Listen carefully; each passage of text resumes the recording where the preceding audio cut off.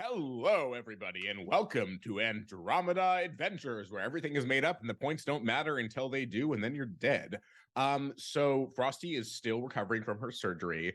We wish her all the best. I believe she's doing very well. If there are any updates on that, we will let you know. But until then, we do have a slate of excellent content planned, most of which involve us screwing around and then dying horrible deaths in one fashion or another. For example, in this session, we may or may not be about to be killed by a bunch of wooden dolls. We are.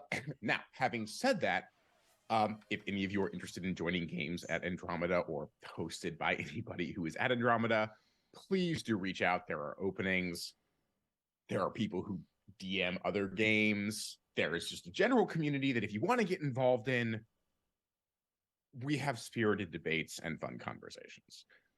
With that, and ignoring the wide smile on Kira's face right now, because I don't know what it's about, wink, wink, we are going to get started. So with that, Kira, can you remind us what our intrepid bardic adventurers got up to maybe a month ago? Because obviously time works differently in the Hells.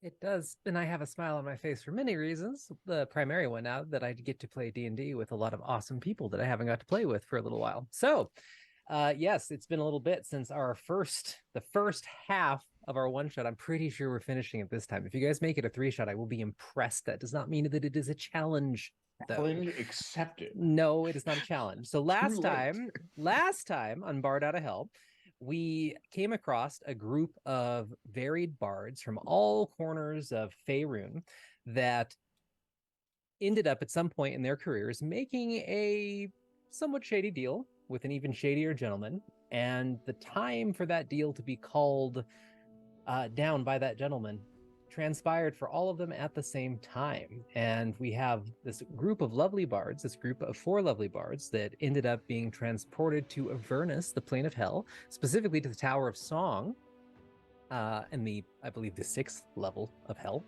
And they found out that their contracts were called due and that they were supposed to fulfill their end of the bargain, which they didn't really remember signing these things, but their end of the bargain turned out to be that they had to play 7 consecutive shows over the next couple days and nights, and then once they had performed their shows, they would be free to go and return to the exact spot that they left, or wherever they wanted, pretty much, on Faerun. But during their early hours there, they met with a possible friend, possible ally, and she informed them that the deal was not all that it seemed to be, and that every time that they were to do a performance, their talent would actually be extracted from them piece by piece until at the end of the very last performance, when the final note fell or the final act stopped, they would find themselves bereft of whatever talents made them a bard in the first place. They would truly be free to go, but they would not have any of their talent left. So this fine group of bards decided that they didn't want any of that, and they are currently trying to find a way to claw out of their contract. So they were doing a bit of exploration when we last left.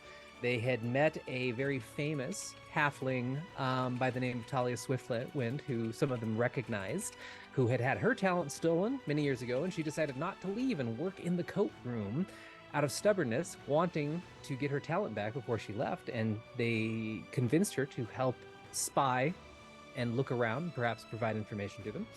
And they had continued down a nearby hallway and found this room that we're going to start in tonight. You can actually see it on the map screen right now. This room was filled with 25 wooden dolls.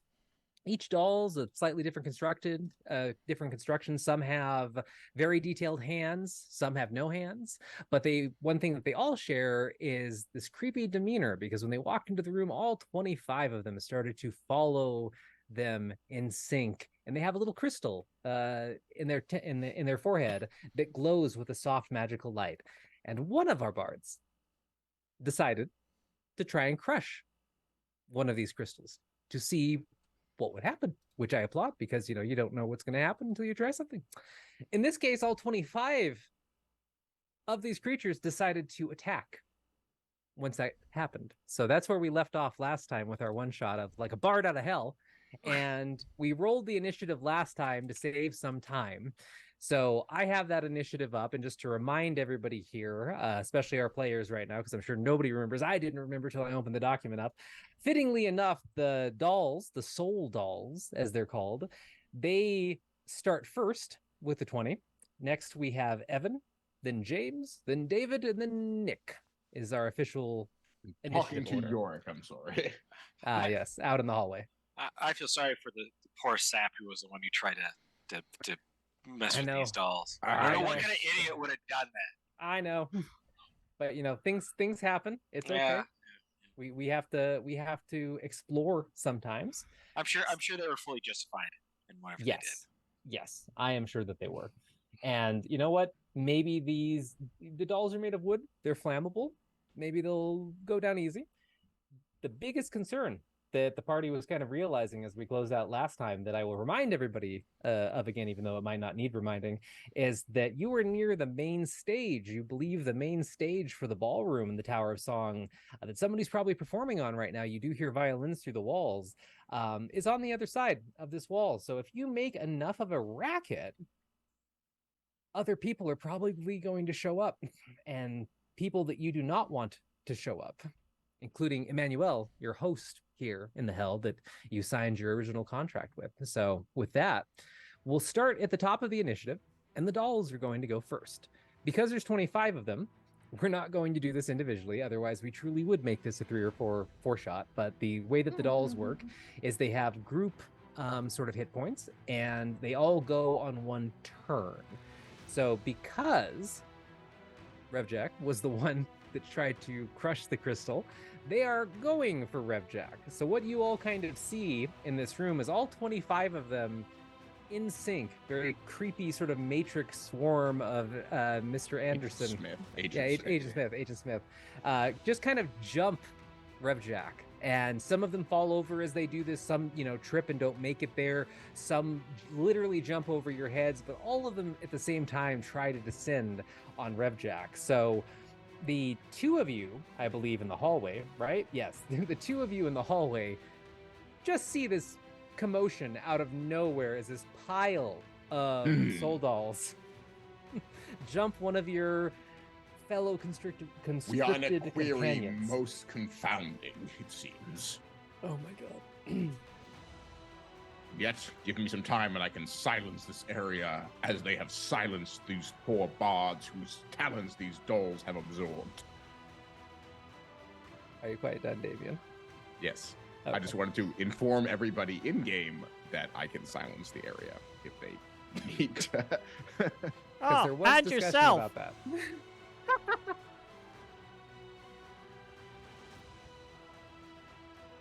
All right, we're going to roll some dice for these guys. They have a special mechanic, so I'm going to roll 2 D100s and see what the results are. And we have a 12 and we have a 74. So Revjack is going to take, not too bad to start, 12 bludgeoning damage from the wailing that you get from these wooden creatures.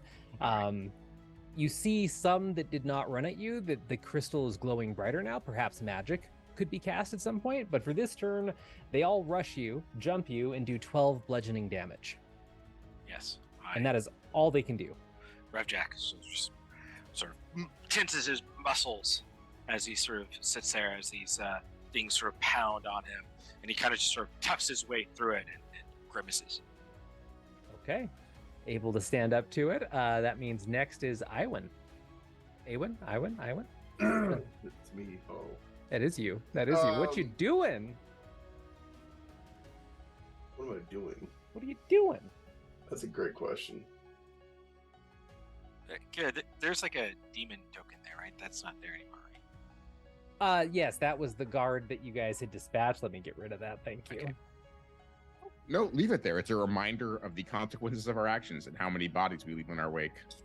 No. But I want the tragedy. Why? Oh, you're about to see some tragedy. Yes. I'm gonna cast a spell.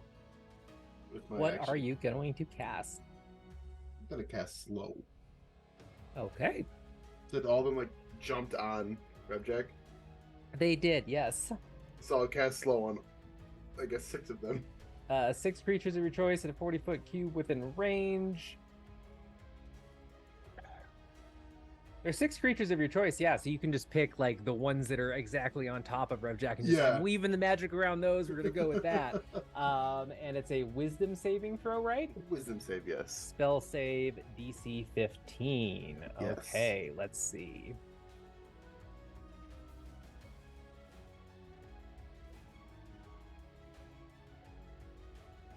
Wow, that did not go through right. Ignore my rolls for a second. Oh my god. Triple nat 1. No, that was 1, 2, 3 nat ones in a roll. Somebody tell me the math on that. That would be a 1 and 20 to the 3rd chance. So I'm lucky. I should go buy a lotto ticket. Yeah, you should. I should go buy a lotto ticket.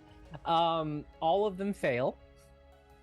So Awesome. you see the sort of pink tendrils of magic wrap around their limbs, and it's as if they're suddenly coated in molasses with their movements. Awesome. Oh, terrible fate that they should all share one slow response time, I say, lamenting as I get a bardic inspiration dice back from the nat 1. Oh, a wrench. nice. Okay. Yeah. So, College and then of that was Tragedy. your action. Any bonus Yeah, action or yes. movement or anything? Action. Bonus action. I don't think I have the bonus action to do. D&D. Sure, you can give somebody like bardic inspiration. Yeah, I'll give Revjack a bardic yeah, we're a die. party of bards. I'll give Revjack a bardic die. There you All go. right. Does your bardic die do anything special? Because I know there's lots of flavor with the bardic dies in this party, I so it's don't believe mine does anything different. just the base expectations for it. Yeah. Okay. All right. The next it is James / Nirpo. Oh, Yes.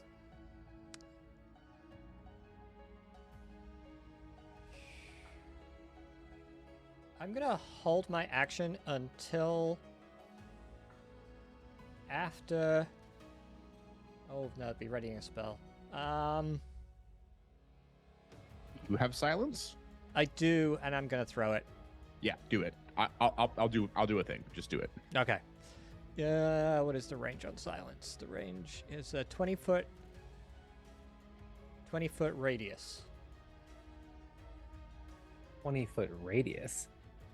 It can go 120 feet, and it's got a 20-foot radius. That's a fireball fucking- radius, yeah. basically. Yeah, Yeah. It's Nice. it's a That's It's the whole 40 room. foot.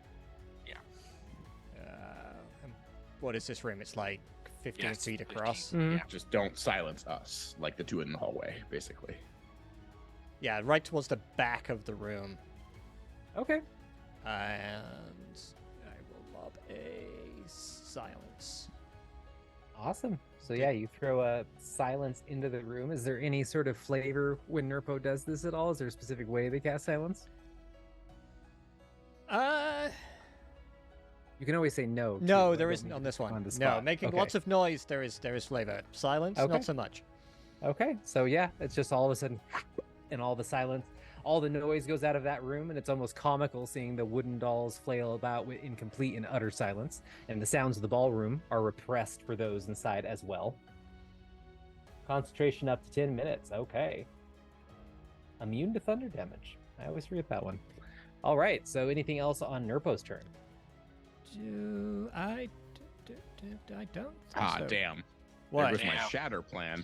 That was my plan too. Well, that would have been loud, which was not the point. Oh, Shatter takes place, inside.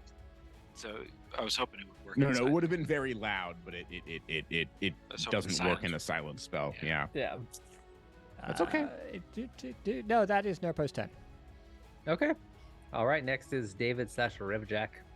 Well, having lost his plan of casting Shatter with the silent spell around him, he will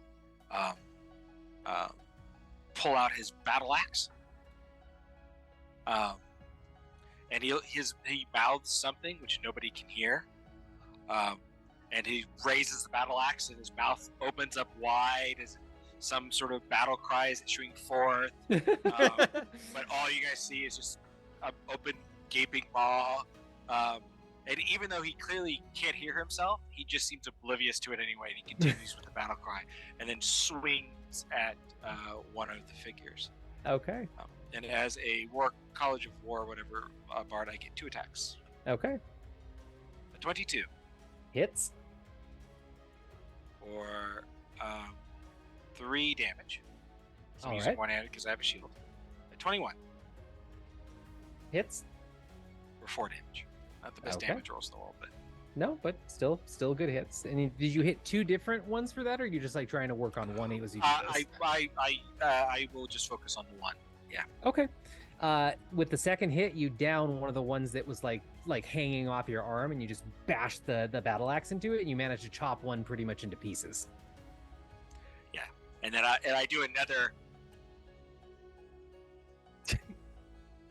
And it's my turn. Okay. I will actually. Bonus action. Yeah, I'm trying to think if I want to do Bardic Inspiration or. Oh, they have to be able to hear me. Yep. Right. Okay. Well, then it goes to Damien in the hallway.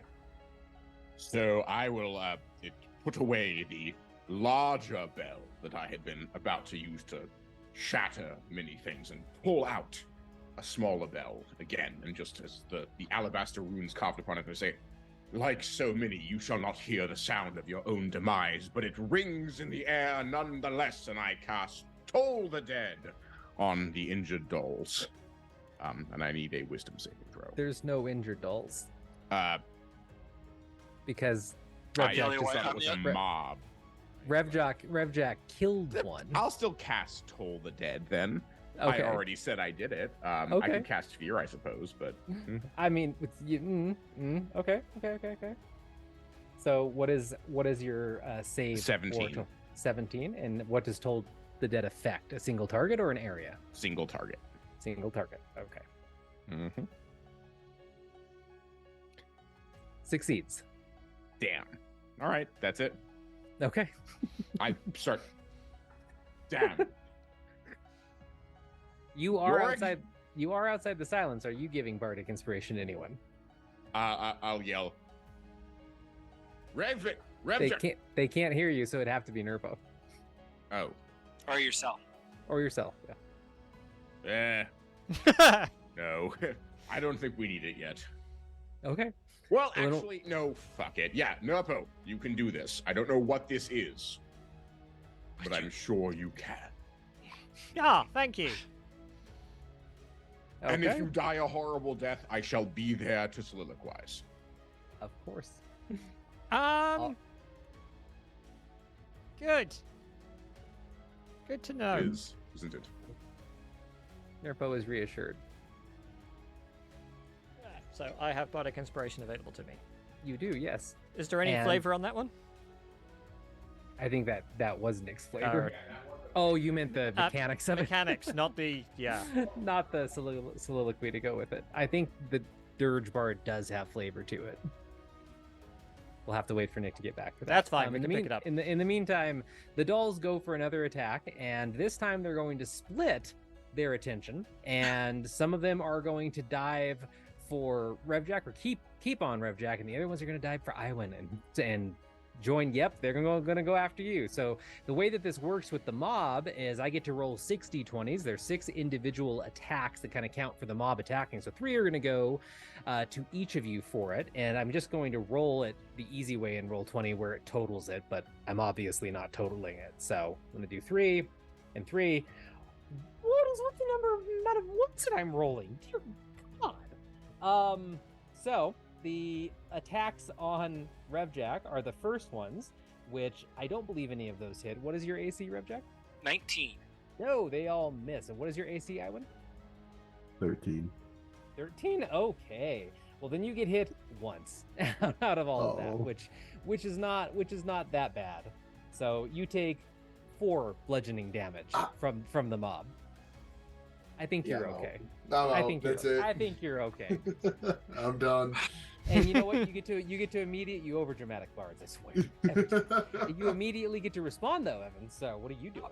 Oh, my over dramatic. My battle cries. Is am I in the silent spell, right? You're in silence. Yes. Damn. Well, You could move. You could move out of the hallway and take an opportunity attack. Like it would be one overall attack kind of thing, but you could try and get out of it.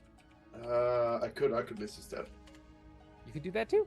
but I will Wait, not. you can't cast. Right. Does it have a? It's verbal. This Yeah. stuff is only verbal. Damn. All my spells are verbal. Being a bard, that is. Yep. I'm going to instead pull up my rapier and make an attack Okay. against the mob. So that'll be normal roll. The natural one. Here, you're not the only one rolling. Fair. Inspiration. No. I have no need to regain my bardic inspiration, and yet I shall lament this terrible turn of events. Why? Just because. That's a natural one, so that will not Yep. happen. That's not gonna hit. And I can't use bardic. All right. Then, No, then All I'm right, you gonna- can. I You gotta can. start giving you how can many move nat out ones if you we're want. rolling. You I can gotta move start out. just pushing these out way faster. No, I'll stay with Grabjack. Okay. He needs a friend. Okay. You got us back. Good. He needs a friend. You can't hear him, but Revjack is saying something, and you catch out the words like "die" and "together." I'll give you a thumbs up. I'll give look at you and give you a thumbs up. Heroes. Yeah.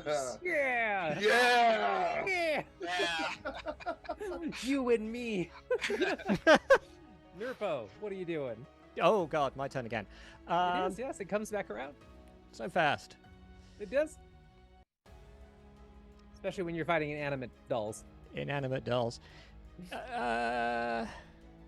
Where are the dolls? Because I know, like, on the map, they're just kind of...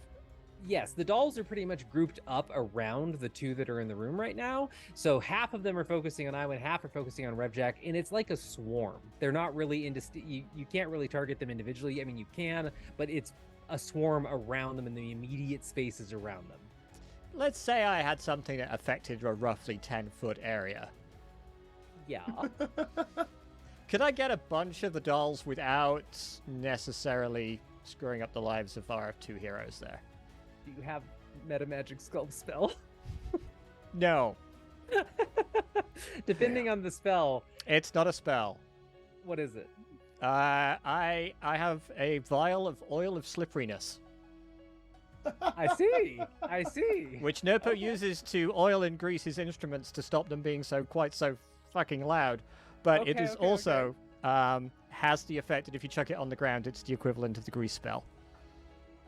Okay. Yeah, nope, they'd get hit by it, so they'd have to make checks to not fall, but I mean it would be effective.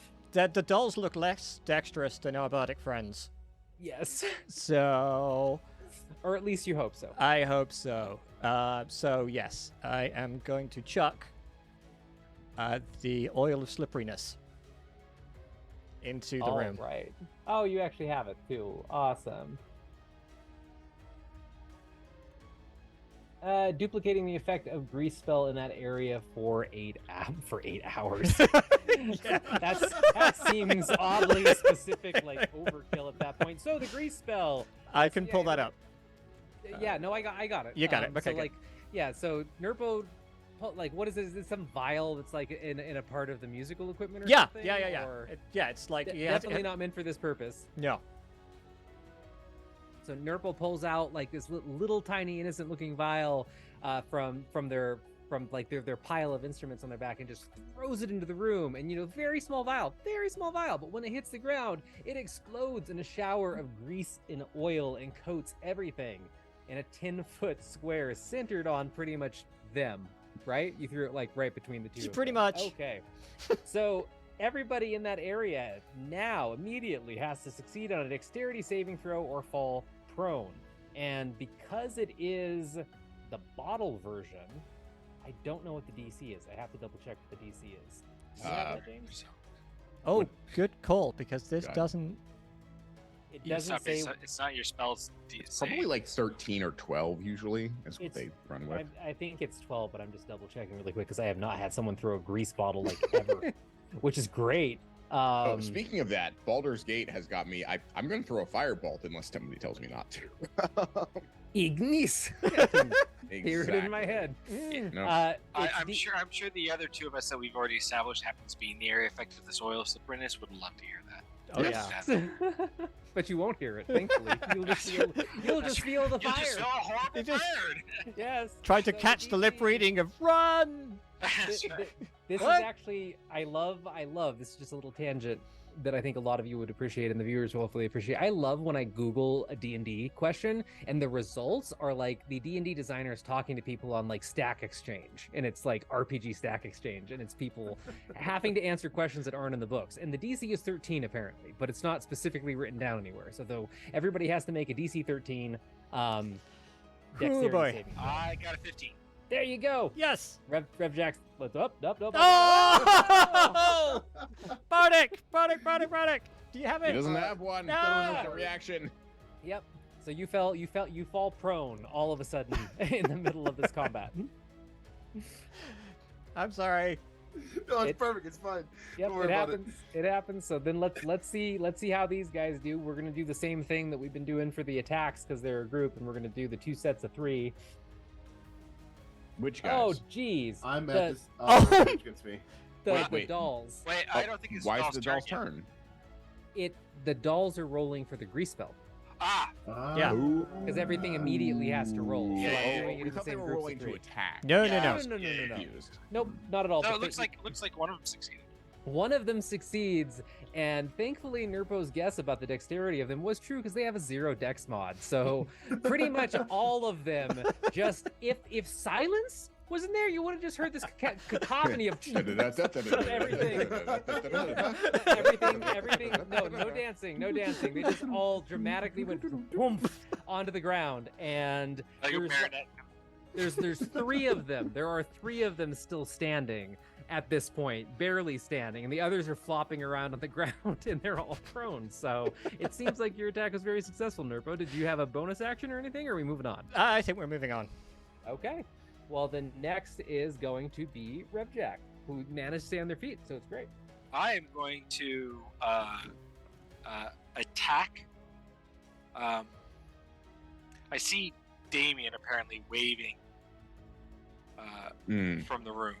So rather than taking advantage of the one who's prone, I'm actually going to focus my attacks on the one who's not, the only one who's not prone. Yep. Because I'm hoping to take him out, because the ones who are prone would have disadvantage on attacks of opportunity against me. Yep. So I'll see if that works. But a 9 is almost certainly a miss. But you have Bardic Inspiration. Oh, I will spend my Bardic Inspiration. 21 Hits. for 10 damage. You completely shatter another one, and this All one right. literally does splinter and burst apart. Well, then in that case, I do have another attack. I might as well Do use it. it on the one that's prone, and Do I it. have advantage because it's prone. And I missed. I'm sure a 10 misses. I believe it does, right? Yes, it does miss. Yep, Okay. that one Then, misses. then I will follow. I will go out the hallway to here. Do I Okay. have to make any? Is there attack of opportunity from the? There is one set of attack of opportunity, and that would be with disadvantage though. So they all miss. Okay. So a couple of them like flop and like try to swing an arm at you and That's spray good some because grease. I see a nat 20 in there. That was me. When you roll for a group, it's 3 d20s for a group, because they're split right now. So that is the 2 sets of dice for disadvantage. So the lower numbers on the bottom are what would count. So the 3, 4, and the 8 are what their final rolls. That's what I figured. What my point was that the disadvantage canceled out a nat 20. Oh yes. So yeah, you manage to get out of the room with a couple sprays of grease as they clumsily flail at you, but you get out of the room. Yes, and I come out of the room with my battle axe ready, and I say, it is a fine day for heroics. And a fine day to die. What? No. It's always a fine day to die in glory. What it is, apparently, is a fine day to have a drink, thanks to the Azig. Oh, Oh, yeah, shit. thank you, Azig. Oh, I actually have a drink. I actually have a drink for Cheers. once. I And don't I'm have not a really drink with far. me. Imaginary drink. Oof. Imaginary drink. Oh, you're on -1 for drinks. David Oh, no. David owes you one on break. Yes. Um, I promise all I right. will go get a drink break. And then as Revjack comes out of the room with that amazing exit, it is Damien's turn. Okay, I am going to use my telepathy to yell at Alvin, "Get out of there! I'm going to light things on fire as soon as you're out. And I'm going to ready a firebolt to throw at the grease pile as soon as he's out of the room." Can you use, is telepathy a bonus action? I was gonna, so I don't think believe because it's a readying your free action action, is right? it? Like I just have telepathy up to 30 feet. Okay. I just asking From- you to check it because that sounded like 2 actions. So just as long as it's a free use thing. It's just that you can speak to people within 30 feet of you. Generally speaking, telepathic. It's the feet. You can speak telepathically to any creature you can see within 60 feet of you. Okay. And it doesn't have a a free no, action. There's no action. It's just like you can telepathically, right? So Okay. it's like if Okay. speaking is a free action, then that's a free action. And so, yeah, I'm gonna yell in his head to get out of there as I ready my firebolt, pointing Okay. Yorick at the room as his eyes begin to glow with greenish blue flame, as his mouth begins to cackle slightly. Okay. You do that, and you hear that in your head, Iwin, as you're laying on the floor among the silent cacophony of dolls flopping about. You hear him mouth a couple words. So it goes back around to the top of the order, and the dolls are going to spend their turn to stand up. So one by one, they all stand up. Oh yeah. 'cause they Yes, They're they can't slowed. do anything else on the move on their turn. Is just standing up. Oh So, God. Yep. yeah, they're slowed. Oh, they're They slowed. Take movement There's or most an there's action. there's a lot of them that are slowed, and then the other ones are prone, and there is a mechanic at work that the players are not aware of right now because of that grease spell. So they cannot attack on their turn. So it continues on through the order to Iwin. All right, I'll stand up first of all, or attempt to. Does that take a save? Attempt to stand. No, I don't believe you do. I think if you end your turn, that's a great question though, and I should probably double check that. A creature because- that enters the area or ends their turn. Yeah. There we go. Yep, was right. Okay. Yay! So you can get out. Cool. I will So stand up. actually, doesn't that mean that then the dolls should roll again because they ended their turn in the oil? after Oh they my stand up? god, it does. True. You are Nice right, call. sir. You are right, That's sir. true.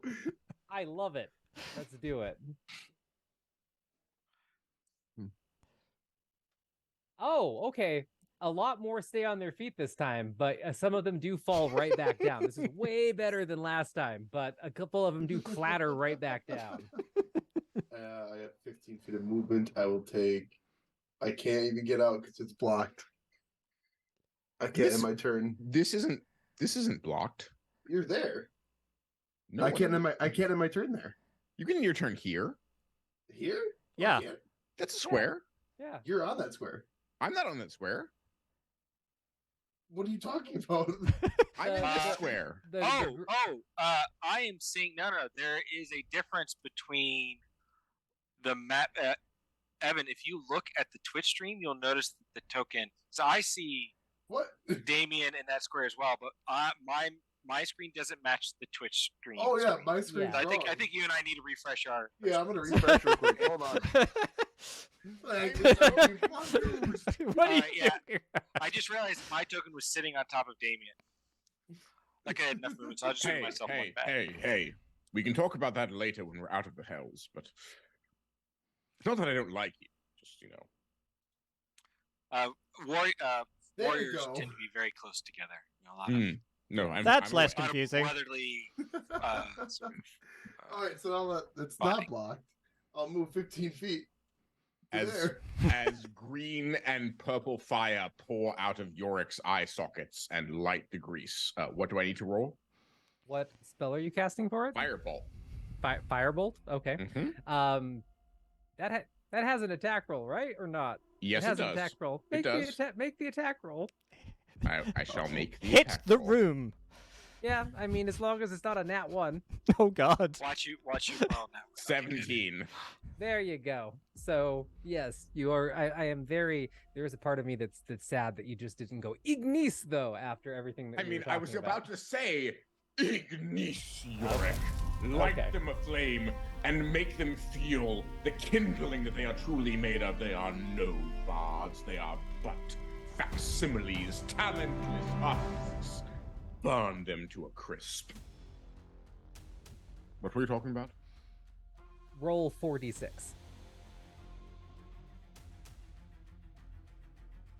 Is this a psychic damage I'm taking from Shakespeare stuff, or Yes. 11? No. 11. Kira hates this. So you all watch the flames pour out from Yorick's eyes as Damien casts the spell, and immediately the grease catches fire and explodes just in a whoom. As it It's more catches. More like a Yeah, actually. nothing. Yeah, completely silent flame. But you see it catch, and it causes a lot of damage initially, and you see like the way that the fire interacts with the grease is, it's probably hitting impurities in it and bits of water and other stuff. So there's actually like minor little bam, bam, bam, bam, bam, silent of course, but like mini explosions. And if the dolls weren't made of wood, perhaps they would have been fine, and they probably would have been fine. It probably didn't do enough damage to kill them all. But within a second or two, all of the dolls are suddenly on fire and flailing about, screaming silently in the room as you see this horrible scene before you. And yeah, that's I'm gonna say Damien just takes it in like, the tragedy of ephemerality. It's pretty horrific, even though they're soulless dolls, to see this happen. Nurpo, what are you doing on your turn? Just close the. Yeah, I think we just closed the door on that one and. We'll find another way. just let that one just be. wait. Just wait. Just set aside. How's your day? Well, caught a lot of trapped souls and dolls' bodies on fire. How's yours? I think they'll be done in about 8 hours. That's right. Yeah. I for one am just sad we can't. Why can't we watch that? Their tragedy needs to be told. One does not gloat unnecessarily.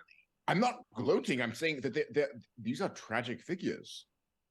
They are wooden entities housing the very essence of spirit, of creativity, of life, of humanity, of being not wooden. It's almost a paradox in and of itself, and that it should end thusly with those who have artistic talent burning the wooden bodies that cannot contain it. It's both cathartic and tragic, don't you think? It's also a bit hot. I mean, I'd rather We are not, in the hells. I'd rather not stick around. As you guys are talking, you actually you see smoke start to come out under the door, and it starts as black smoke and then changes to white and then stops. And you can't hear anything in the room to hear if the fire is still going, but it seems like it might be out. Rev Jack goes up to the door, touches the door to see if it's hot. It is not. Is the door still made of wood? Rev Jack Yes. had a very common teaching at his education, like clan meetings, about how to touch a door to make sure there's not fire. It's good advice for any adventurer. That's right. And he'll open up the door and take a look in. So opening the door, still silent because the spell's still up, but you open it and you just see an absolute horror scene of charred and twisted corpses of these dolls in like a pile. And some of them were obviously trying to get to the door to the stage. There was a big pile towards the door coming to you, but they all seem dead and nothing's moving. You guys are officially out of combat. And the only thing that you see in the remains of the charred wood is all the soul gems still glittering brightly. Otherwise, it seems like they're all dead. I will collect all the soul gems. I was going to go up and try to smash one. You definitely can, because there are 25 of them. So collect. That's where this all started. Any more Smash dolls them. to attack us? They still contain the artistic souls, the talent of those who were stolen. And if we cannot return it to them, then what are we but mere, well, I'm jealous assuming if we competition? destroy him, Well, Turn do you the mind if I towers. just take a look? Based on your recent actions, Repjack, I would say that your assumptions are not something I want to go by in the arcane realm. they're dead. They can't attack again. Besides, it No, was a no, good I fight. just, like, from the arcane side of things, I just want to have a look at one of the gems before you know. You know, Rev Jack's right, actually. They are dead and they cannot attack again. The dolls are, but who's to say that the people whose talents they housed were not? Because Nerpo, frankly, here's a gem. Oh, thank you. yeah, but frankly though, I mean, if we are to consider this in the full perspective, well, if the dolls are dead and the gems contain the talent, then life can be restored. And if life is restored, if that hope is given again, the tragedy of when death comes is that much more heart-wrenching. I believe we should restore this talent to all those who lost it because, well, it makes for a sadder story in the end. That'd be a story of. So Nerpo, if we destroy these, we'll ending. return their talents to their owners. So I want to use the Artificer's lore to do a history check on these things and see if I have any prior knowledge of this kind of magic. Go for it. So this will add my proficiency, but I need to add that again. You basically have Oh an my god. Well, crap. 7, 8, 9, 10. You have inspiration. I do have inspiration, so I will re-roll that. Wait. Before, could I give him a bardic inspiration? Oh, I do have actually the bardic inspiration that you gave already me. have one on. Yeah. Yeah, exactly. Yes. Yes. But I will use my inspiration to do a re-roll. And add your bardic inspiration. And then add my bardic. And... Oh Please my don't god! one. God 4. damn. What's a I'm bardic? sorry. Bardic is an additional... D8. D8. just to check, you normally have a +2 to your history. Plus 3, so I get a plus 6. That's it- rolling with a +4. That's rolling with a +4. Why is Right. it So it's rolling? it's still a It's a 10. it's a 14 at this moment Yeah. with the 8. So then add a D8. Three D8. +3. Proficiency bonus is +3. Yeah, I don't know Yeah, why it's but coming he- out as plus 4. Right. So you have a plus normally plus. 6, right? Oh, there's another 8. Ooh, Huge. There you go. There we go. What can I say? I'm good at inspiring knowledge of tragedy, I suppose. So, Nerpo, you don't recognize this specific gem, but upon close inspection, looking at the crystalline structure of it and the way that it sort of has like an innate vibration to it, it does remind you of something that you have read a lot about. And a lot of it comes up in stories all the time, right? It's something that is definitely like a wives' tale and a myth to some extent, but there is some truth there. And you have heard of these things called soul gems before. And soul gems typically store someone's entire soul. And, they're used by liches, demi-liches, draco-liches, stuff like that. But there's something interesting about this because it's so small. It's so small, it's angled a specific way, like a cut gem that would be in a ring. So it's probably in the same neighborhood of a soul gem, but it's an doesn't aspect. contain an aspect, exactly. And from what you know about soul gems, they cannot really be destroyed. They can be destroyed, yes. The ones that you know about have like a special field around them that you have to destroy first, but they're pretty much nigh indestructible unless you know the exact method to use. And you know that if you destroyed a soul gem, it's not like the soul immediately just like rematerializes into a person or goes back into the person. It's just let Floats go. around a bit. Yeah. Yeah, these like mini soul gems. I don't know that we want to... Well, A, we probably can't destroy them, and B, probably shouldn't. All right, very well. Yes. We'll do what don't Damien destroy says. them. And if He they just cannot said ever he be just restored. said we shouldn't destroy. No, he said we shouldn't. Yeah, as I said, That's what I'm saying. You just said. I was elaborating on the dramatic conclusion of the situation. I don't think you need to. You just said that we don't need to destroy them. Need and artistry seldom go hand in hand. So do you want to grab them or shall I grab I shall take them them? All right. into my charge, for my deal was Revjack to... moves on without listening to the rest of his words. I'm gonna keep going. Looks through that back. Oh, wanders into the cone of silence. In fact, he's still in the middle of I'm it. gonna join Yeah. Revjack in this. So you would just see Damien in the silence, like I'm gonna join fall to Revjack his in knees, this. like, and then eventually get up and walk out. Like, what were we talking about again? And join That's- everyone else. Oh, Revjack. That's the door to the stage, isn't it? Yeah, this is where we're going, right? we want to go? I don't. Well, we have to go. Remember, we're trying to go past the stage. We told we can go back past the stage to get to that guy's Right. office. to We get should the take a contract.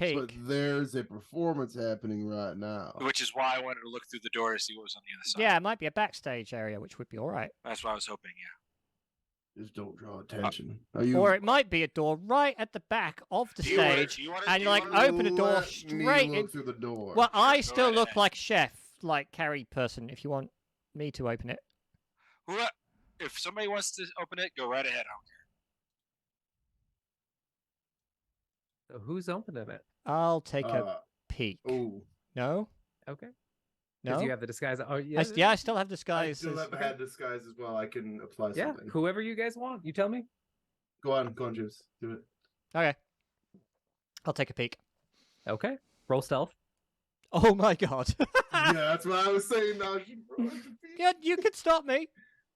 no, roll stealth. Two. I have disadvantage on stealth, which is why I was quick to acquiesce. There it is. Nice. Okay, 16. 16. All right. So you slowly open the door. Thankfully, the hinges are well oiled because of a certain grease spell. You don't have to worry about it.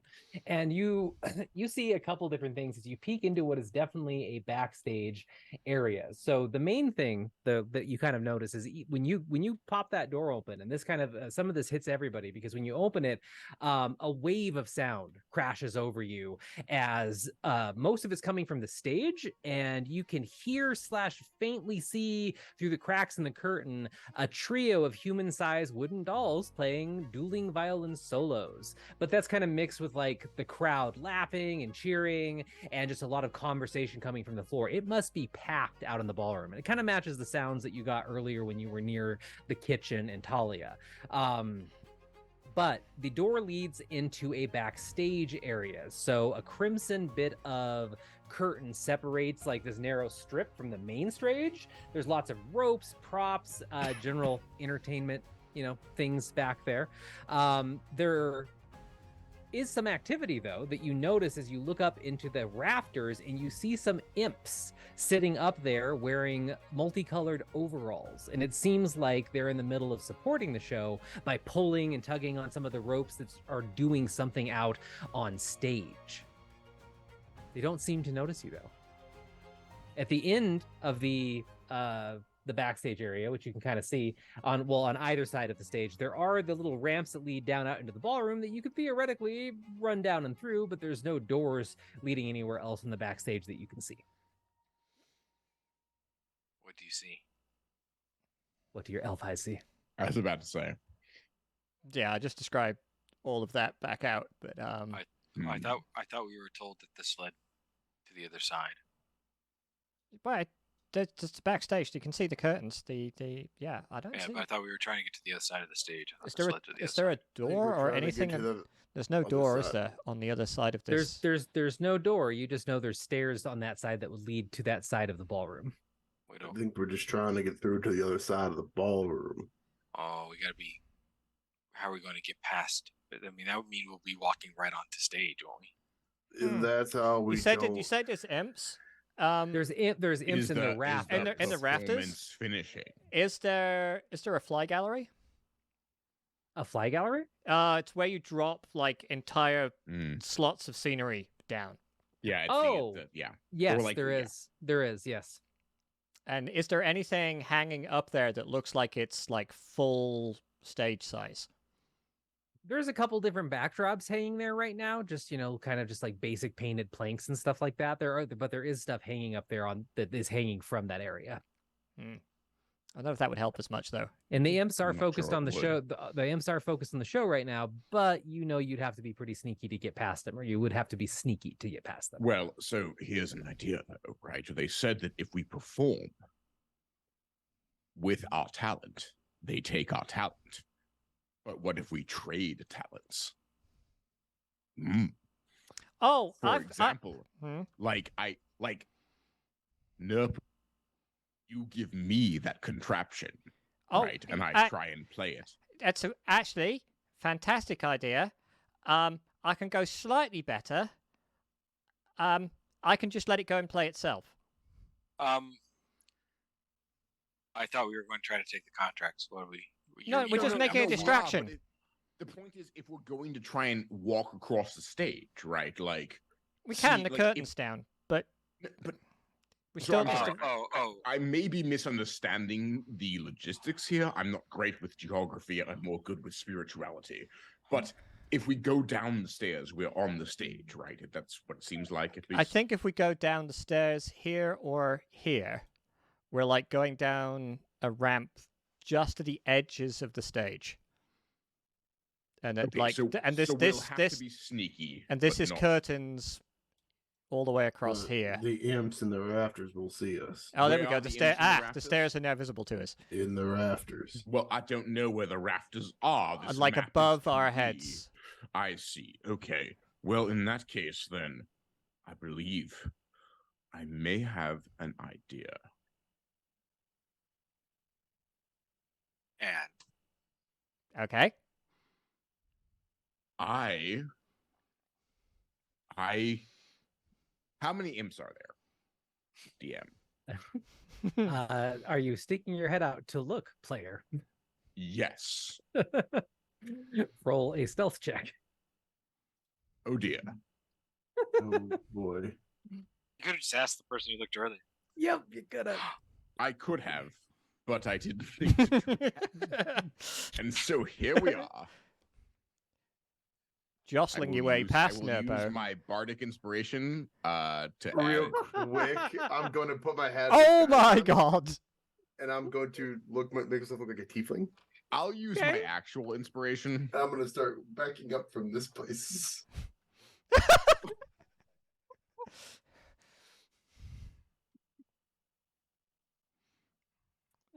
The rolls tonight? Did A you natural just...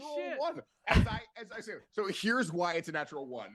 As he leans out, just oh, what cruel fate that I should be the one to try and be sneaky here when I have no capacity for it. Did you just knock Nerpo flat and he just like... Pretty much. I think that's what happened, considering Nerpo was in the doorway and you just kind of shouldered him over. I'm sorry. I was trying to telepathically deceive the imps, but now we're beyond that. So. I don't think that's not an option now. Yep.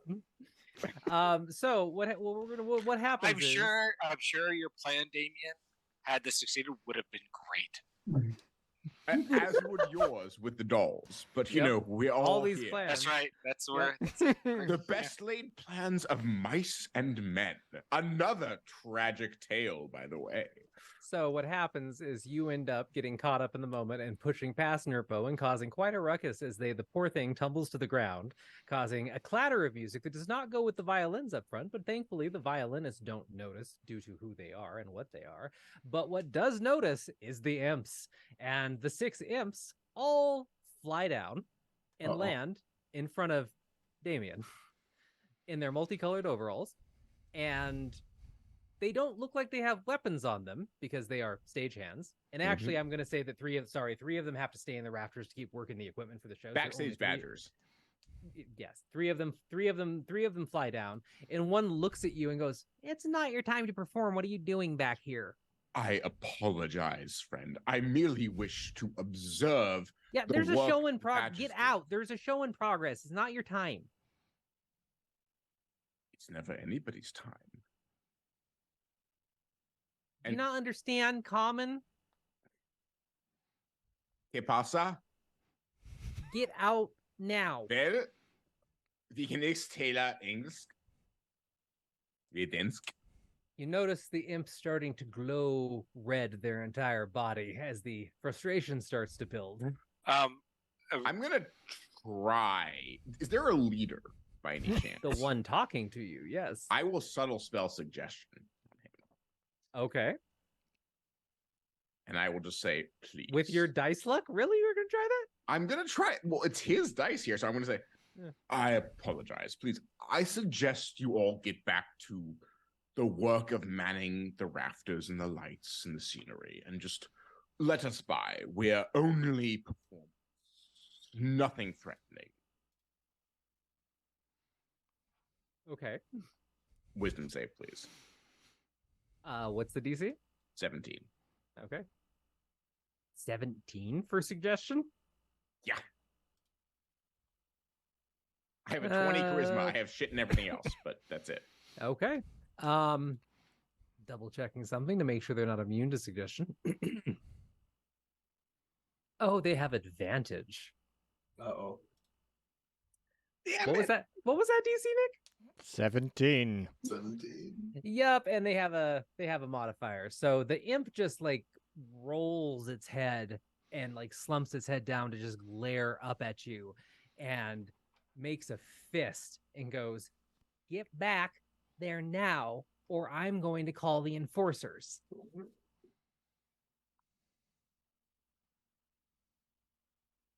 I look back and telepathically, fight or flight. What do you guys say? I have left the room. I'm making my way back down the hallway. Nerpo This is guy's trying to scramble back to his feet and This crashes.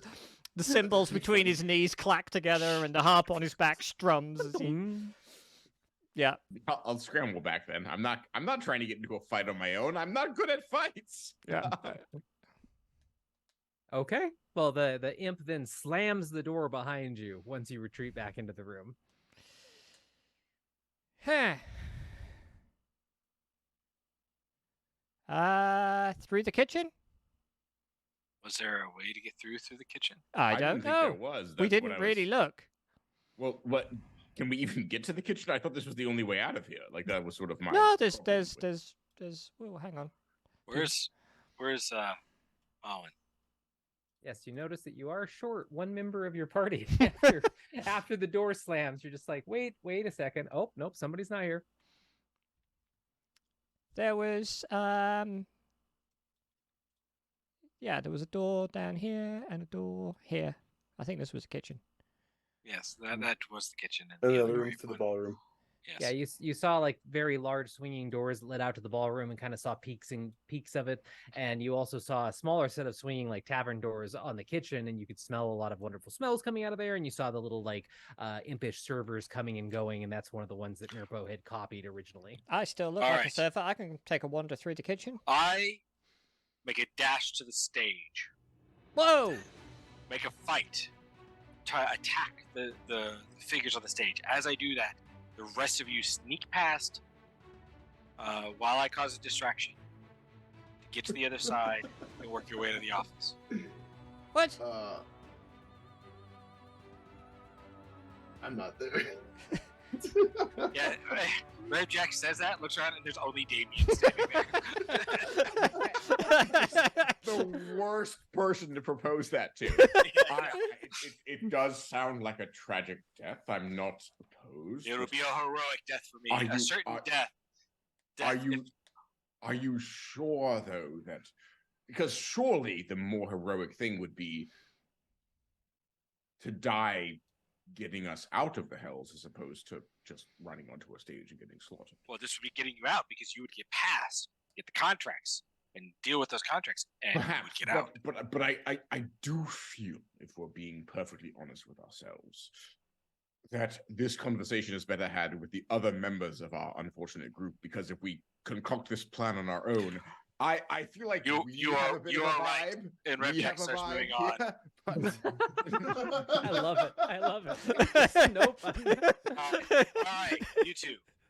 I rush the stage. I attack. While I'm causing the distraction, the rest of you get past, get to the office, and get the contracts. I can just walk through the kitchen. I look like I belong here now, right? Let us just have a look. A look-see, get some more info before we know. I'm really good at hiding myself. Very well, I am open to other suggestions. Well, let's find out what we're fighting. Yeah, I'm gonna take a peek through the ballroom door. Okay, so you look through the ballroom, and it's kind of what you guys guessed just from the amount of noise that you got on the stage, and then last time you were down in this area. But you see so many people in this room. There's probably 80 or 90 out there that you can see, and it is a melting pot of just creatures that you've only heard of in stories. There's Githyanki out there, and a lot of different sort of planar jumping creatures. There's large group of blue oni out there. There's some hill giants, there's succubi and incubi, there's humans, elves, all sorts of things, and everybody is dressed to impress and seems to be having a lovely time. A lot are standing in front of the stage, some are sitting at the multitude of tables drinking and eating. There seems to be a very busy bar out there as well. You don't see Ophelia or Emmanuel as far as you can tell from your peek through the doors, though. You also notice pretty much all exactly across from where you all are, almost exactly, just a little bit up on the wall, is a door, and you believe that's the one Ophelia was telling you about. And near the south of the room, opposite side of the room from where the stage is, you see a grand set of red velvet stairs that seem to descend into fog. Where are those at? They're in the south. Here, let me actually, since you're peeking out, Yeah, I will just make it. Where easy. is the door that you said Ophelia was talking about? Because I On can't the east picture side it. of the room. Right here. Where? Okay, there. Okay.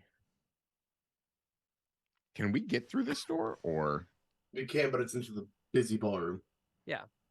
No, I know, but Yeah, and And- then we've got All right. this is all I kitchen. rush into the ballroom and I begin attacking. What? No? Well, Jack, I really appreciate your enthusiasm here, right? wait. Hear me out. I don't think attacking in this situation is worth it. Why don't? Well, I'm not sure we can do that without losing our talents, right? But One of us perform or the others. I was going to say we could. Some of us could perform, the others get across, and then we meet them there. If it takes 7 days to siphon the talents and we can destroy the contracts, then surely. I don't As think I it's was 7 saying- days and it's all gone. I think it siphons it periodically. As I say, I can make a performance happen on the stage. I believe you. Who's up first? Do we know the schedule? Can you do an illusionary spell? Who?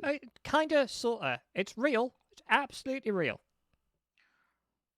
Well, if we can somehow draw everybody, not just their attention, but actually to the stage, that might make it even easier. Well, it will certainly get their attention. In a good way or a bad way? As you're all standing there talking, two imps come out from the kitchen wearing like the dress. They do not seem to care that you're there, pay you any mind. They're carrying big platters of steaming vegetables and meats, and they blow right past you into the ballroom. Like, we're You all- just gotta. No, yeah. Do you think we can just walk through the ballroom? Oh, go and raid the cloakroom. I probably could. I don't know about I you certainly two. can. I'm dressed as a server. You two don't look like you really fit in here. So I suppose we should be the ones to perform then. I'd imagine. If How that's about- our How plan. about the tragic duel between Mick Roth and Nick Vigor? It's Yes. your talent. Yes. Yes, we talked about that tale last time. I know we did, Yes. but now it's Yes, time it's to a perform great it. story to tell. An heroic and tragic figure. Indeed. Yes. Yes. Who shall Yeah. you play? Shall you play the king who went too far, or the person who dethrones him? Nobody cares. Just grab a coat and walk over there. It matters. Well, there's still a performance happening. Oh, Yeah. yeah. Yeah. Well- We're talking about after it's Well, done. Do you let want that to performance wait? finish, and I'll go and start. Okay. I'll go into the coat room. So coat room is exactly as you left it. Talia is not there, but you guys had asked her to see if she could do some reconnaissance, so that somewhat makes sense. But the coats are still there, so easy enough to assemble an outfit of your choosing to fit into the crowd. So that depends on what Revjack thinks would fit into the crowd. Revjack comes back out, looks over at Iwan. You said you're good at disguises? Yes. All right. Come on. What are you Disguise wearing? me. What are you wearing? I'm wearing like chainmail. I've got a shield and a battle axe, and blonde hair, beard, heroic figure. It's all shiny and stuff like that. So it's actually a chain shirt to be specific. Let me see what I can do. Scale mail. Scale mail. Chainmail. Scale mail. Are we I've all got a beautiful cloak that is. wait, are we all fine. getting made over by Arwen here? Because I'm totally down for that. Yeah, hold disguises on. so we can try, at the very least, to move through the room. Work my magic a little bit. I'll pull out a tape This is Start like taking the measurements. story of the great god Pokey. Who cried a just god river of and drowned the deception. whole world? I'll start taking What? measurements, take something off the rack. Often wore hold it up. disguises. That's not gonna work. And just start going through and finding something that's a little oversized so it can fit over his armor. Nice garb, nice dress. That's to kind of match what I saw in the ballroom a bit. And so get like, I don't know if I can find a full suit in here. But I can find probably a nice suit jacket and some other formal garments in here. Mhm. And I'll dress up Rev Jack here. Yep. To try to fit in a little better. I Yeah. don't know if I have any disguise kit on me. Do you have a I- disguise kit? Do not have a disguise kit. Well, you can still find a lot of clothing and other things in that room, including, everything from makeup to just random things that would be in And I handbags. find And makeup. yes, there is makeup in there, tons of it. I will try to give him red skin. Yeah, there's plenty of blush. You can mix some up, and yeah, you can coat the skin to give it a red appearance very easily. And like you can find a suit jacket. You can't find a whole suit, but you find like a lady's blouse that like you're able to alter and change it a little bit and make it look like a shirt underneath the jacket. So you know what you're doing. Yeah, and then I'll give him a hat as well. If anyone asks, your horns are underneath the hat. Horn to the hat. Got it. Yeah. Okay. I'm All sorry. right. Now I need to know what clothes I can get here because I need to. We all need to disguise ourselves. Apparently, so. They don't have nearly enough black for you. Damien, step into my office. I will step into Iwan's office and just. I'm thinking, given my proclivities, maybe more the bonish undead tiefling style would be appropriate here. Some makeup to more bring out your cheekbones. Right, and white, right? Like make me look like a skeleton in black clothing. I don't want you to stand out too much. I want you to blend in. If you're the talk of the town, people are going to want to talk to you. You know what I mean? That's true. That is true. I leave this in your capable hands. All right, let's see what I can do. Oh, we have two red-skinned tieflings already. Do you mind the color gray? I enjoy the color gray, the mix of black and white, of hope and darkness and despair. It's titillating. Perfect. I'll do the same with him. Are you wearing any armor? Chainmail. You have chainmail. You too? Shit. Yeah, everybody's wearing this chain. So I'll try to find some more oversized garments. To try to Easy fit enough. over. There's tons of clothing. It's a in there. Holocaust cloak. I'm burning. And I will dress him up similarly, but not the same. Different accents to make it seem like different people. And make his skin gray. Yeah, thank you for your contributions. That's not quite. That's some what how we we're go with. going with. Munchies and here. crunchies. Munchies and crunchies. Is that the accent you're sticking with? Yes. Is this your first time disguised? Yes. It shows. I think I'm nailing it. I mean, you want to create a distraction? Go on. If that's the plan we're going with, you'll do plenty well. Right. Thank you. All right. I think I was as successful as I could be in this situation. Yep. Now, Damien, when we're done with this, what I'd like you to do is go get some coaching. Coaching. I think For you've what? got potential here. I see. Maybe find me sometime. I'll show you how to really do this stuff. Do what stuff? Makeup and accents? Disguise yourself. Oh, And lurk in the shadows. I see. Yes. Unfortunately, I like to bring the shadows to the populace, not lurk within them, but rather spread their glory and make sure that everybody knows that in shadows there is light and in death there is joy. What are we Right. talking about again? You do, you big dog. And I'll I leave. shall. Jack pokes his head in. What's taking so long? I'm monologuing. I was monologuing. Jack. I know I don't have the patience for it neither. To be or not to be. Oh, whilst he's monologuing, I'm just going to interrupt and say hi, Phantom Master 8, and thanks for the raid and coming in. Oh. Whilst Damien continues to monologue through half a chapter of Shakespeare. To be that is the question. Whether this is nobler in the mind, suffer the slings and arrows, or I go wish to I had Baldur's Gate, silence. and in the so worst doing, way. find more ball spawn. Nurpo, and do you have end them. silence? I could do another one. Could you please? Tempting. Don't waste your spell. I'll shut up. Can we still hear violence playing? You can still hear violence playing. Yes, it does seem like they're doing a set right now, and you have no idea where they are in the set, but the violins are continuing, and it seems like the crowd's still having a great time. So, are you guys going to head out together in your disguise forms? Looking over the group, does it look like we could pass as the current way we are? I'm going Make to a Knowing perception what I know. check. Okay. Did you say perception or deception? Perception. Perception. 16. Yep. Looking at everybody, you stand back, you admire your handiwork there Yeah. for a second and just kind of judge based on the denizens of the ballroom that you saw, because you know that you're about to rub elbows with, Rakshasha. Hags are out there too. You saw a couple hags in the corner. Gith and Gith Yankee and Incubi and Succubi and everybody else, and they were gorgeous. Well, not the hags, but everybody else. You Speak think for that yourself. you think that you're going to be able to fit in. If somebody gets into a conversation with you guys, like an extended conversation, they might start to question what you're doing there, but you think you're good. All right. Hags can be gorgeous if they choose to be. They can. They very much can, yes. Pro tip, everyone. If someone tries to talk to you, don't. Okay. You Fair guys got advice. the looks.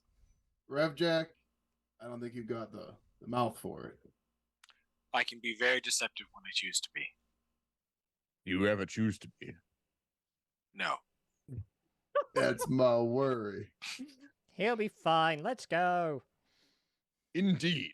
Perhaps Actually, I joke. once more unto the Many breach, great dear heroes friend. have used deception in order to accomplish great things. So actually, I can't be quite deceptive. I perhaps can't be Nurpo, deceptive. do you want to I lead choose us out? Oh, Once I was more going to into the pop out breach. through the kitchen and come out by Oh. the Sure. So we Exactly. shall all come out through the hallway itself then. Yeah. All right, let's go. Or Game close face, the wall everyone. up with our Faerunian dead. Damien. Right. No more Rev Jack- monologuing. Revjack I'm makes the lead. done. I had to get it all out of my system first. Walk into the ballroom. All right. So you guys, three of you head out through the main doors into the ballroom, and not a single eye seems to bat as you walk out. Just another group of people joining the hubbub that's going on out there. It seems like as you walk out that the majority of people are entering and leaving through the red staircase at the south part of the hall.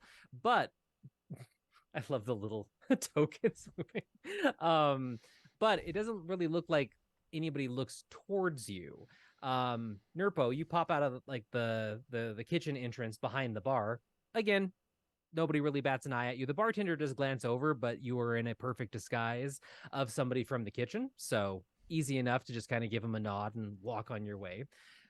As you are all walking through the hall, before you get to the door on the other side, when you get about halfway through the room, call it like an even halfway or so as you're mingling and darting through the crowd sort of thing, the eastward door that you're headed toward flies open, and a resplendent Emmanuel bursts from it and has a incubus on his arm and is talking to the incubus in loud, overdone gestures with his free hand, and immediately is swarmed by some individuals that quickly start engaging them in conversation, and they stand by the eastern door for a few moments, kind of tension hanging in the air as you wonder if they're going to be retreating into that area or staying.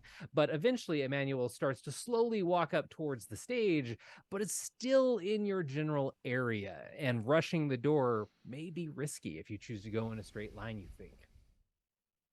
Revjack begins to sort of walk around this table here, and then walk up along this wall towards the door. Okay. As you swoop down, Revjack, and go around that table, there's a group of blue Oni that are down there. And there's 4 of them. 3 of them are seated at the table, and one is like laughing heartily behind the others. And it seems like that one's a little drunk. And as you walk past it, make me a dex saving throw. Oh no. 23. Let's go. So this drunk Oni kind of just steps back at the last second that you would not have expected and kind of stumbles drunkenly and spills a bit of drink. And if you had not been as quick on your feet, you think you actually would have tripped the giant creature and it would have crashed to the ground and caused quite a scene. But you definitely just kind of dart aside, push up against the wall, and make your way eastwards. I will make a straight line towards the door. Okay. I'm going to be following my Viking companion. Are you going to go right past the Oni? Can I step over him? He didn't fall, but he's still like blocking that path. You have to kind of like weave around him. I would weave around him then. Yes. Okay. I'm not that dexterous. Yes, but you should still make a dex save. Oh no. If you're following the exact path and not going down further like James did or something like that. No, I did go down further. That's what I was trying to say. If you went down further and avoided the Oni, yes. Yeah. And then the way that Nerpo has been creeping around. It is a little bit hard with the sort of like token link from one place to another to see what the actual path is. Yes. James, as you're going down the southern path, roll a perception check for me. Okay.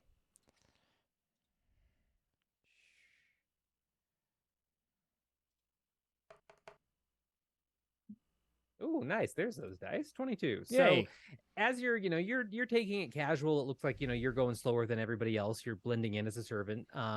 You see a lot of individuals both coming and going from these red velvet staircases that go down into like this fine mist. And you notice some interesting behavior when people are coming and going, where some of them just seem to walk right through it. And for a brief second, you think you see another floor there. And some, when they're either appearing or leaving, vanish into a puff of multicolored mist. So it seems like it's a multi-functioning doorway of some type. The magic definitely tickles a little bit at your brain of just like, what is going on down there? So just a fun thing that you notice as you're going around the room. But eventually you will make it up to the east side, as everybody else does. Emmanuel's back is to you at this point, so you can slip into that hallway, which I am assuming everybody wants to do. Yes. All right. So everybody pops into the eastern hallway, which is very similar to the one that you were on the other side when you started your adventure. The floorboards in here are polished mahogany, though, and this seems like it is a much nicer area of the Tower of Song. And you see beautiful pieces of art lining the wall with nary an inch between them. Many self-portraits of Emmanuel and some possibly famous entertainers that have played in this establishment. To the north, it curves around sharply to the right, the hallway does. And then at the south, there is a singular door that is open and just kind of the door is just hanging there open.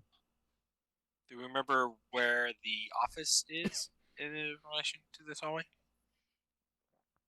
I don't know that we know. I don't think Ophelia told you. I believe from what Ophelia told you, she told you to get through that door and the office was over there, but she did not provide further instructions. And open doors. No good news I, for me. I went.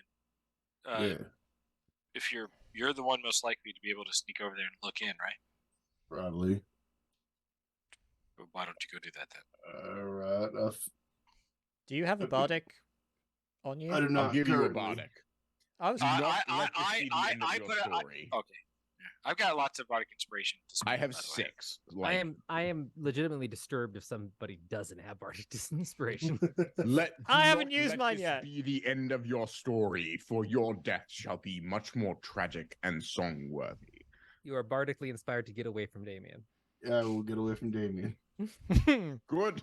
Run as fast as you can, I'll but you approach cannot the escape door. death. All right, roll a stealth check.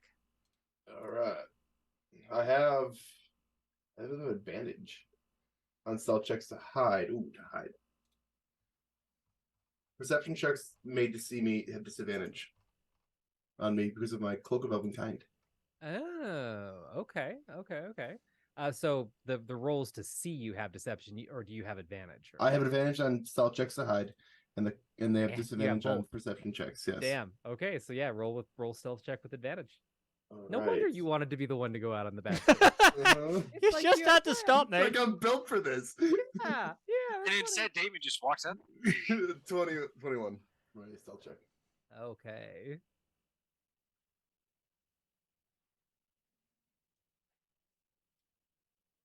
So you slowly make your way down to the door that is open about halfway or so. And as you get closer and closer, you think you start to hear sound, probably pause for a moment. Clank, clank. You hear something. It's not regular though. So you keep going. And you get up to the door and kind of lean around to the side. And you see Talia rifling through a rack of instruments. So this room, like the rest of the tower, has kind of been lit with a yellow fiery light no matter where you've been, but in this room it's soft white light. It feels more like the normal world you're used to in this room, and the soft white light illuminates rows and rows and rows of instruments, from horns and flutes to pianos and drums, most of which look brand new. And you see Talia Swiftwind going through one of the racks of instruments, oblivious to the fact that you are behind them. It's just her. Yep, as far as you can see, but the racks, they're spaced and stuff. So unless somebody's hiding in a piano to surprise you, you're pretty sure it's empty. Alia? She jumps and drops a violin that goes on the ground. It turns around and goes, "Oh my God, I thought you were Emmanuel." No, not quite that bad. You find anything interesting or useful? I think I did, actually, with this thing. And she reaches down and picks up the violin and holds it up to you, and then flips it around in her hands and holds it out to you, offering it to you to look at. I'll take it. So you notice this violin, it's beautiful. It's like everything else in the room, where it has that shiny and polished look where you'd assume it's new. But as she hands it to you with the prompting of, there's something special about this, you take a minute and look at it and notice distinct wear patterns that at a glance the other violins don't seem to have. You even notice the neck's a little worn on each side and concave, probably from use. And she wiggles a finger at you as you're looking at it, or wiggles a finger at the violin and goes, "I'd bet my life that that's Emmanuel's violin." Really? That sure is interesting. It's one of the only things in here that has any wear on it, and he plays that damn thing all tails. No. The dog just appeared and got tossed into the room with me, and she immediately tried to pull an escape. No, you don't get to escape. You stay with me. But he always plays his violin, and I'm positive that is his. So I was thinking that you might be able to do something clever with it, or, depending on if there's I don't know, some use out of it. It's the only thing I've really found while I've been over here. Yeah, we'll keep it. Yeah, appreciate it. You want to head back? People getting suspicious? I probably should. I've been away from the cloakroom for a long time. I didn't the other doors that I came across were locked, or I heard Emmanuel in there. I think it was his study. So thankfully nobody was in this one. So hopefully this is a bit of use to you. And if you guys find anything, have you found anything out yet? We fought some dolls. You fought them? Yeah. Oh, one of our companions tried to smash a soul gem, and they attacked us. But you're alive. They're a big pile of ash. Oh, that's gonna be, once the show's over and they try to swap dolls out, if it's not somebody new playing, they're gonna notice that. Do me a favor. Yeah? Try to make sure nobody goes in there for a little bit. If you can. I can try. Yeah. No, I have an idea or two, and I think I know somebody that is meant to play in a couple hours. One of the poor souls. Yeah. I'm gonna go deal with that. Good luck. Yeah. Thank you. Appreciate it. And she bolts off down the hallway, and the three of you see Talia just come out of the room, run down the hallway, give you a really brief wave, and push you aside. As she goes past, I'll ask, "Where's his office?" she skids to a halt right in front of you, and she says, "First room around the corner, southern room. It's the only room around the corner south." And she runs out. All right. Well, I immediately go up. Hold on, South. big guy. Hang on, which Hold way on, was big guy. south? Which way was she Okay. pointing? It's around the corner. It's the first door in the south, so it's around this. Oh, up okay. here. That's where she was pointing. Just checking. Before you head, Revjack, can anyone here play a violin? No. I can. Can. Talia found what she believes to be a lovely friend's violin. Maybe we should hold on to it in case we need it. I can take it. Here. I'll hand the violin over. Just in case we need it. By the way, the only reason I have violin is that sad violin stereotype. So of course, I'll take it. Just okay. Well, just in case, should I start playing it right now? Or No, don't start playing it now. Just Who in knows case what we do need it. happens if you play Maybe it. some sort of magical lock that requires this violin to play a certain song. I don't know. I see. Very well. I shall carry this burden. Right. Or if he really prizes that, we can always threaten to destroy it if he doesn't help us. That is I true. shall carry Blackmail. that burden as well. But Revjack, as you Yeah. were, go ahead, All big right. guy. Big Now I guy. go up around here, go around the corner. I'm gonna follow Revjack at a safe distance. I come up to the door and I try to handle. Okay. It is unlocked. I open the door. Okay. Oh, So shit. the stealthy bard is having a heart attack. This cat! Just What are do you that. doing? And I'm like, You told the Viking to go first. This is your fault. So the door swings open, and the sort of yellow red fiery lighting of the entire area is even more dim and intense in here. But the room before you is very neat, very organized. To your guys' left stands a desk stacked with notes, some of them a couple feet high, as a rather well-stocked drinks cabinet. To the right, there's a long bookshelf that runs the entire room that's full of books. And on the far wall hangs a painting showing piles of gold and shining trinkets. A small stool sits a few feet before the painting, alongside a music stand that holds a pair of folios. The stand seems to have a mirror bound to one side of it, and there is no occupants in the room currently. All right. I immediately go up and start searching the desk. All right. I'm willing to bet that there's no contracts here. Go ahead and roll an investigation check for the desk. You get stood up by enough. I don't find it. Yeah, when you go up and look at it, you start digging through the piles, and you do find something, but the only thing that really sticks out to you is a discussion of how he could use music to theoretically corrupt mortals. It's really lengthy. There's a section that's devoted to hiding backward messages and songs, but it's dismissed as incredibly stupid.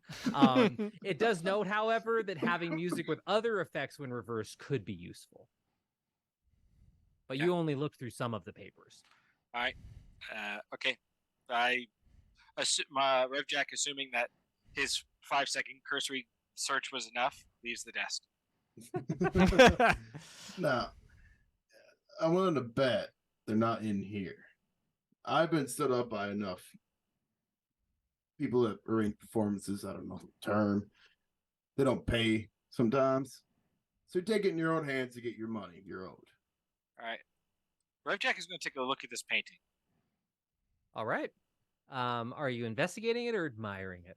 I'm investigating it. I am curious if it opens up a portal to another realm where one might keep valuables like gold and important contracts. Okay, go ahead and roll an investigation check. Bardic inspiration. Before he does it. I rolled a nat 20 for 21. And I get to save the Bardic inspiration for later. Yes, you do. Very nice. So yeah, you walk up I to will it. point out, though, I think I already had Bardic inspiration. Well, damn. Because I don't think I ever used the one that Iwood spent on me. And I don't That's think- fine. Unless I- it's been 10 minutes. I used it. So I don't think you can give Bardic inspiration to somebody who already has it, so I think you would have. yeah, you cannot. Yeah. Only can have one charge from Bardic Inspiration Is on it you, regardless of overnight? the source. No, I know. I was just no. saying I Okay. used it unintentionally, so Yeah. I would use one use of it. Yeah. Okay. No, You've still got 7 So- left. The painting on the wall is gorgeous, detailed, and the first thing that stands out to you as you look at it is you know, one of the things you probably do is to judge how hard it might be to carry something, and it immediately is noticed that this painting seems very thick, oddly thick, like a door, perhaps. And specifically, as you get closer and look at it, you see signs of wear and tear just to the left of the painting, where like a hidden hinge could be, or maybe a hand would grab it or something like that. But as you look over it and your suspicion mounts, you can't find a handle or a lock on it. And it seems like it is part of the wall for some reason. All right. I will reach my hand out to that part where the scuffs and scratches are and see if I can't find a switch or something. Yeah. I would say due to the nat 20, like we're going to let that carry over into that piece of it because that's still doing the same task. Yeah, your hand doesn't find a hinge. It doesn't find a lock. It does seem like the painting, when open, is probably going to impact the bit of like rough-hewn wall here, and it's probably worn down over time. But it doesn't seem like there's anything there that you can manipulate with your hand. Okay. Are you relaying any of this? I have not yet relayed any of this. You are all seeing what happens with Revjack, at least. Yeah. You're seeing Revjack pry at the painting. Yeah. After I take a moment, Yeah. I'll then turn around, look at the gnome.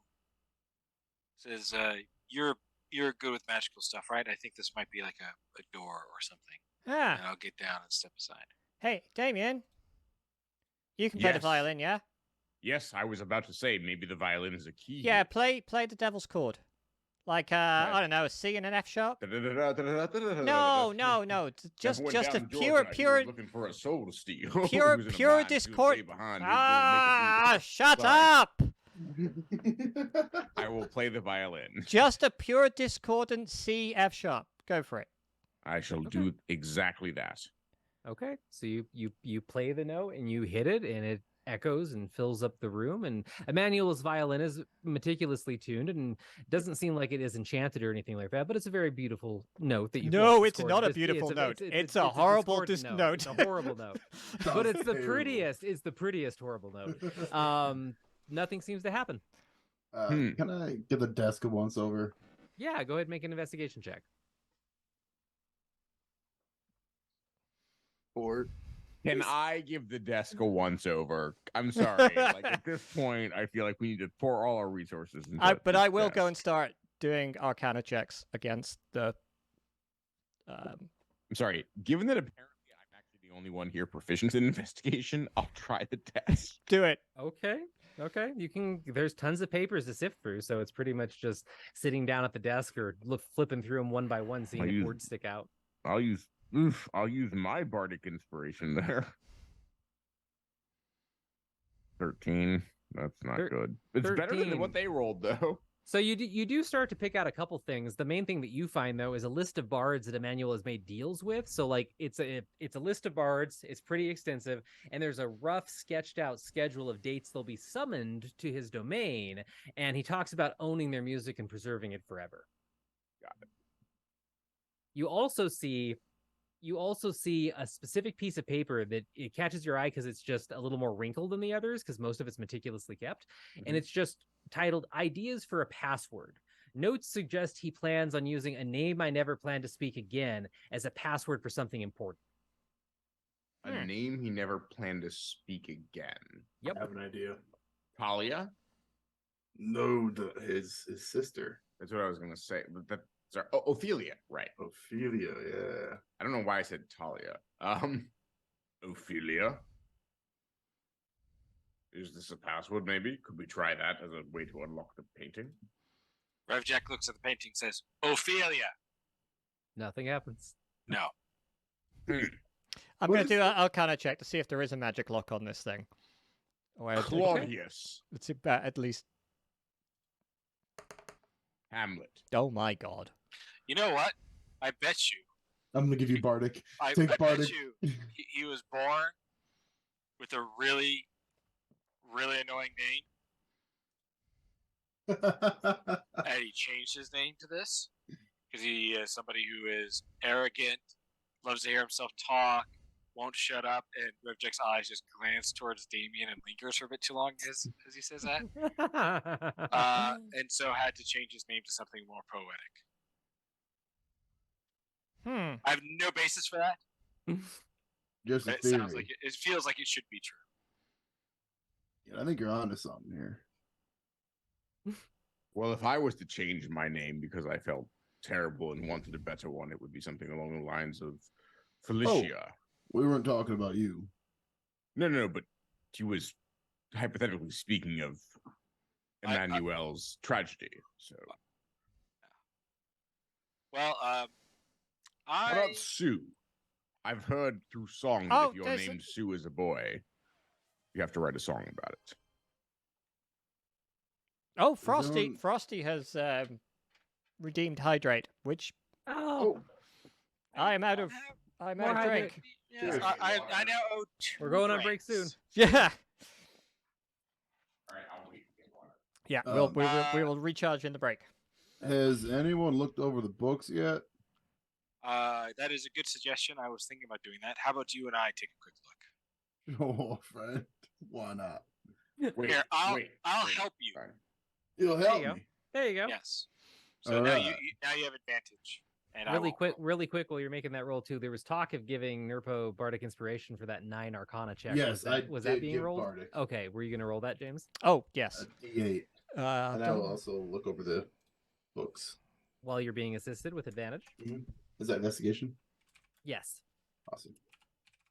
Are we playing that you can give Bardic Inspiration not as a bonus action, but whenever, or I mean, did Nurpo have Bardic Inspiration? I thought Nurpo had Bardic no, I Inspiration didn't. that they But had I up was to going to date. cast it on myself beforehand. But I would. We can go with that. That is fine, especially with how bad everybody's rolls have been. Well, in that case, there's the two. There's the two. I didn't know if I missed a house roll somewhere. You did No, not. So there's You did so not, David. many bards, right? But what you will notice is that as he mutters something to himself, and you hear the names of various musicians that he's calling upon as he tries to inspire himself. Where is it? A small blue mote starts floating around him. A small blue mote, like an ion stone? Yeah, he has the mote of potential. Okay. And it just orbits within 5 feet of him. Okay. So your roll would have been 11 then for Arcana, right? Yeah.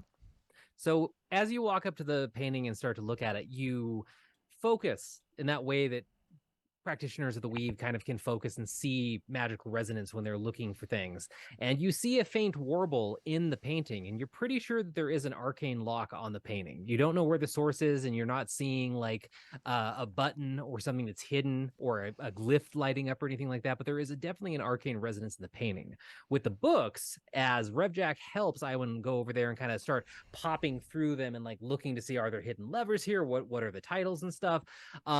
It quickly becomes clear that this massive collection primarily cover music theory. So 90% of the books there are, maybe you've heard of a few of them, but most of them you haven't, and they're all different books on instruments or music theory in general. If you grab one and pop it open, anyone that you open is going to have handwritten notes inside from Emmanuel, often just like dismissing the author's ideas, claiming that they're too simplistic for his taste. You do see other titles interspersed, but they are all on the topic of infernal contract law, like tips on running an entertainment business and the details of contracts in general. But with your 15, you do also come across one book that sticks out to you, Iwan, because the tome is ivory with bits of gold on it and doesn't really match the rest of the decor in the room or the books in the bookshelf. And one specifically details the fall of angels, and it's a book about angels and deities in general, but the book talks about angels falling, the redemption process, if they can be redeemed, what happens to them, stories about fallen angels and stuff like that.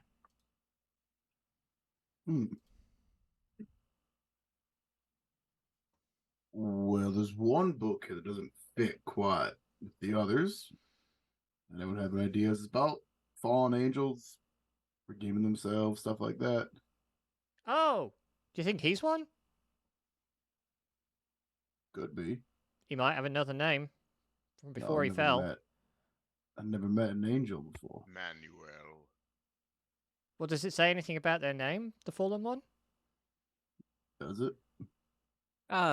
This book just talks about him in like the abstract with a bunch of random names, but nothing that sticks out. Okay. No notes on this one? Nope. Hmm. Only book that doesn't have notes, probably. But yeah, no notes on that one. He did take time to annotize this one, so I don't know. Hey, Damien, can I take a look at the violin? At the filing? Yeah. No, the The violin. violin. Oh, yeah, sure. Sorry, I was confused about what you were asking for and handed the violin. I just want to give it a look over, see if it's has an inscription, a name tag, anything like anywhere on it. Okay, so you hand over the violin. Yeah. I assume. Okay. So yeah, looking over it, after spending a few moments investigating it, you can, if you catch the light right and look past the strings, you do see a very small, just Emmanuel carved into a bit of the wood, but it's just Emmanuel. Bah. Beyond that, you don't see anything specific. Yeah, it's his, all right.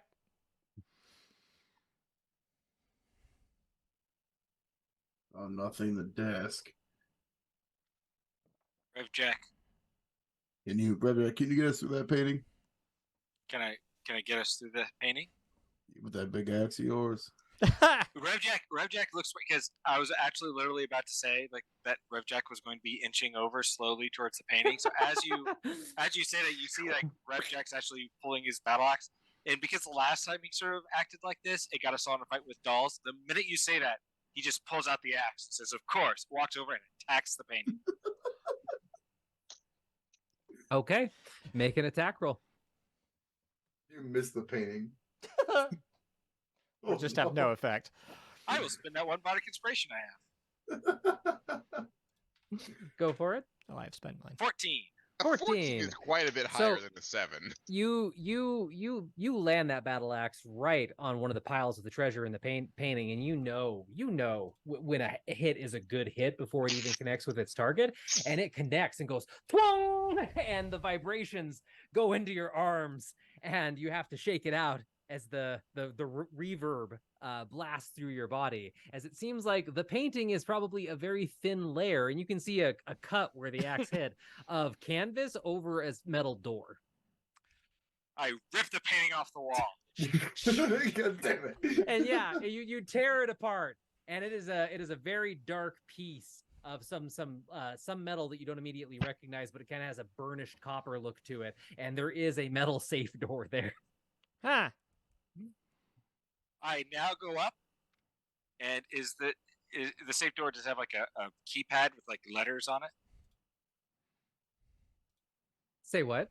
I'm assuming that the safe does have some sort of lock with like letters on it. It has nothing on it. It is just a blank It's magically square. locked. Yeah. Ah, Well, Nurpo shares that fact. Yeah. So. yeah. As like Rev Jack is looking over the door, trying to find a handle, you just look up. It's magically locked, and he kind of goes, "Oh." Yeah. We may need to look elsewhere for his name or whatever that was, and just starts playing random tunes on the violin. Yeah, and the violin responds perfectly. And nothing seems to happen with any of the The random other tunes that you're instruments playing. also start playing because I can't stop that from happening. Yep. Oh, Yep. no. Yep. I mean, you have a cacophony going, but What was in this thing over here? sorry, let me look at that is his bar. So it is set up, it's a pretty in-depth bar for this guy, and you see 20 different individual crystal glasses in there and a multitude of different alcohols from the multiverse just sitting out. I go, does he have any mead? Oh, yes. I grab some mead and I begin sipping on it as I go up to the desk. Okay. And, I just begin like pulling out drawers and like emptying over the contents on the floor, give then me a tossing hand? the drawers to the side. Oh, I'd be happy to. I'm going to try to investigate it one more time to see if Okay, there's I'll give you another one if you're helping any each other. possible clues. Yes, Okay. I'll help him by like basically I'm going to do exactly what I said, but I'm going to empty it right in front of Damien. Okay. And could you lend me some mead and tell me a story, perhaps, to inspire me in this search? I will tell you the story of the great scholar Mesrek. Besrak. Yes, Mesrek. He was a great scholar, and you would appreciate him because his story ends in a tragic fate, where he sought a great piece of information, gave up everything for it, and failed to get it at the end. Oh my god. These rolls, I have a plus. Wait, why is I'm sorry. You have a plus 0. By the way, I was role playing that out, but I was giving him bardic inspiration. Yes, no, I know. Yeah, that was great. I'm sorry. I don't know why it's doing this. I should have Click plus proficiency and 5. unclick it. Okay. I was saying that for my stealth before. Let me try that. It's not working. I don't. Well, just add it manually. Okay. Should I go with the first one, which is the sorry. So that's 13 plus a D8. Oh my god! God damn! These rolls. Could I get just a pity reroll from that? Or... No, you don't get a pity reroll. No. All right. But looking, I'm sure I would be burned at the stake if I did that. So you look through with Revjack, and a lot of other interesting notes in there, more and more lists of the bards that he's made deals with, and more of those schedules, but no new information comes to light from looking through the desk at this time. All right, you've looked through almost all the areas of the room at this point. We're not gonna find anything, for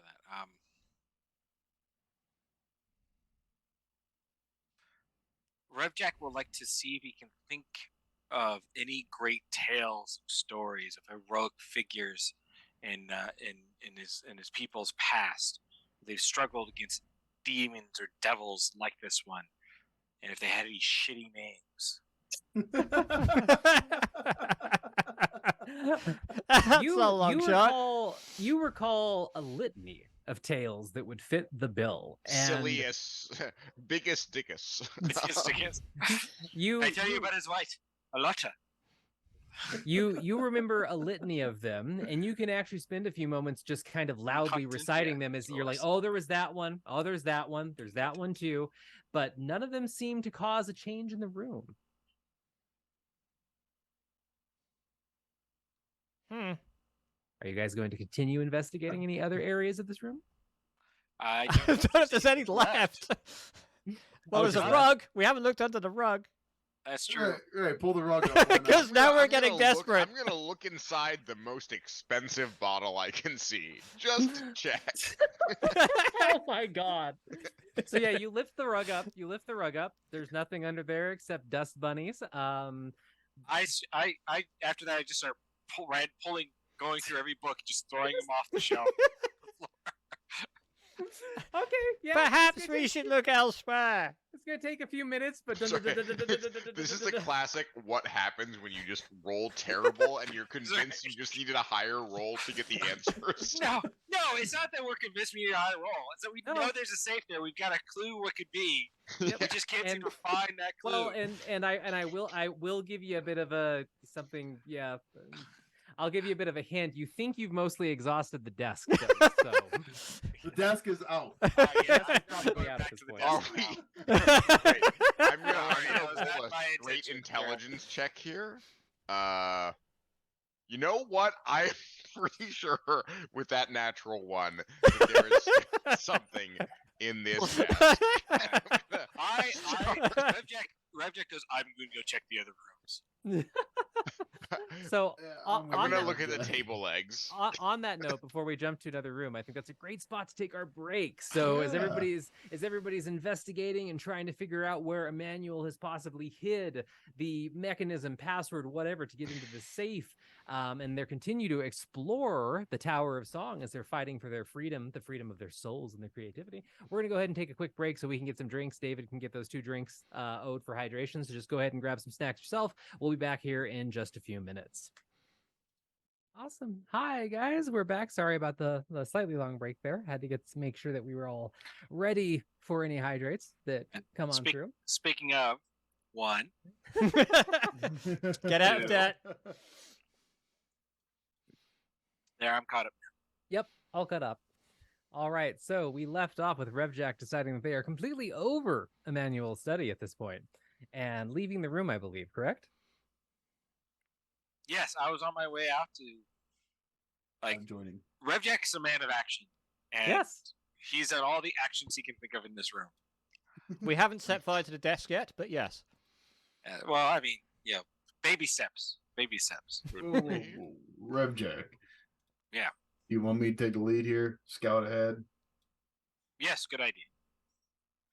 You're very great at what you do, which is hit things very hard and very accurately.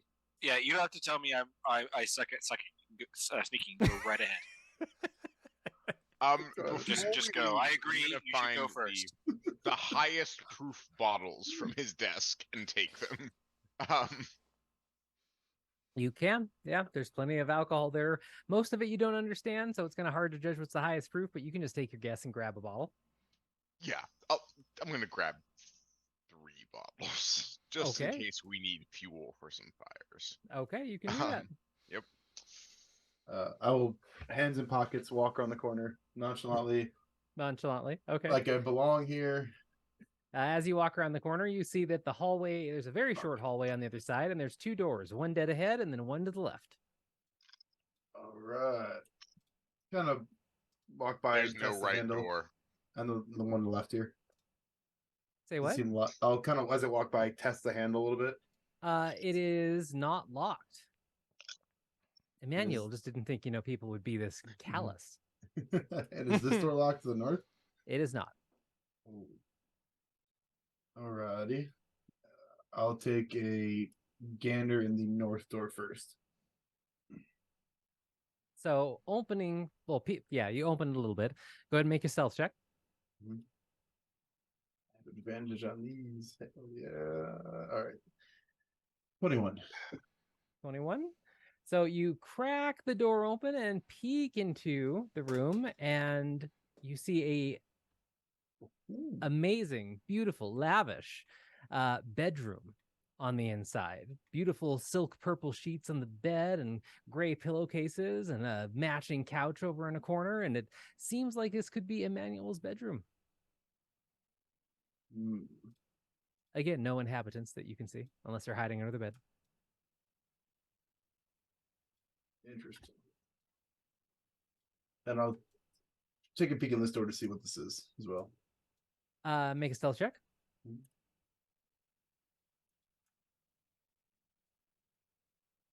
22. So looking into this room, it looks like this probably was originally a bedroom too. It's much smaller than Emmanuel's, though, much smaller. And it has bright white walls and a blue carpet. It has a plain but maybe somewhat comfortable bed that rests in one corner. And in the other stands a desk piled with what looks to be handwritten sheet music, like meticulously inked compared to anything else that you saw in Emmanuel's room, except the songs that were on the music stand with the mirror and all that. Sat cross-legged on the bed is a pale-skinned figure wearing a white robe. A pair of white wings emerge from her back, and a golden harp rests across her thighs. And the angelic figure has their eyes closed, and they seem to be kind of swaying back and forth, humming softly to themselves as they pluck at said harp. They're not aware of you currently. Close the door. Someone's in there. Angel, wings and all. They a prisoner? The door's not locked? I don't think so. Wasn't there something about fallen angels? Mm. I do believe, yes. Could we take a second look at that, just in case? She still got her wings? Yes. Probably not fallen. Well, but again, someone Maybe- mentioned maybe Emmanuel has fallen. Or maybe Manuel's trying to make her fallen. Yeah. Well, I say we check the bedroom first. Could be friend, potentially. Could be. Yes. Why don't somebody check the bedroom? We'll stay here to make sure she doesn't. Someone else can stay here to make sure she doesn't leave the room. But All right, I go to the bedroom. I'll make sure she doesn't leave the room. can I pen over that book about fallen angels and demons and things like that just to see? I mean, you can look over it. Are you looking for something specific? Is there anything in here to indicate something about, not to lean in, but an obsession with star-crossed lovers, or like notes in the like you said he took notes in margins? Not in this book. Right? Not in this book. Okay, Not this in is the that white one. I guess I'm mostly trying to see if this is a how. Would it lean more towards a how-to in terms of getting someone to fall, or a how-to in terms of regaining your wings, right? Like, what's the direction of the text, if there is Okay. one? That's very specific questions, but make an investigation check. Could I make a religion check by any chance? Given the divine nature of this. Go for it. Okay. That's an 18. Looking through it, you don't find any of that. It seems like it's a very, very dry tome in a way, talking about stories throughout history of incidents that have happened and theorizing on it, and it wanders and meanders all over the place, but it doesn't seem like any of the information that you're specifically seeking is in that book.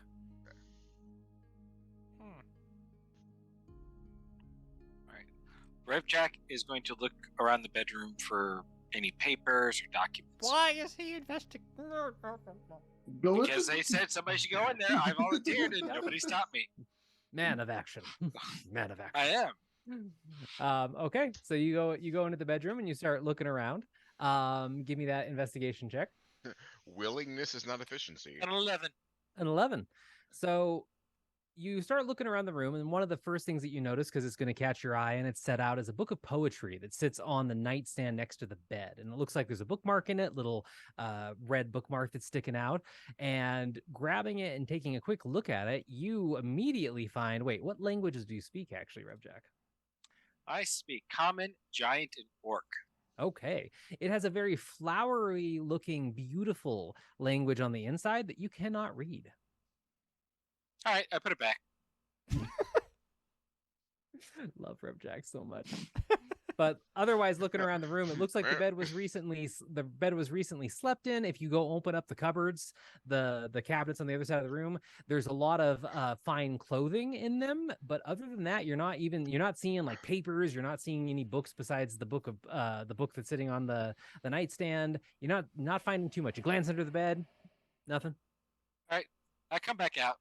There's nothing in there but a book of poetry. Book of poetry. Is it nice poetry? I don't know. I can't read it. What language is it in? I don't know. You can't I couldn't read it. Yes, I see now that question was quite nice. By the bed, if you want to go take a look. I'm gonna go take a look, but I'm just losing my shit for a second. The sheer deadpan. I'm gonna go try and read the book. I speak Celestial, if that is relevant.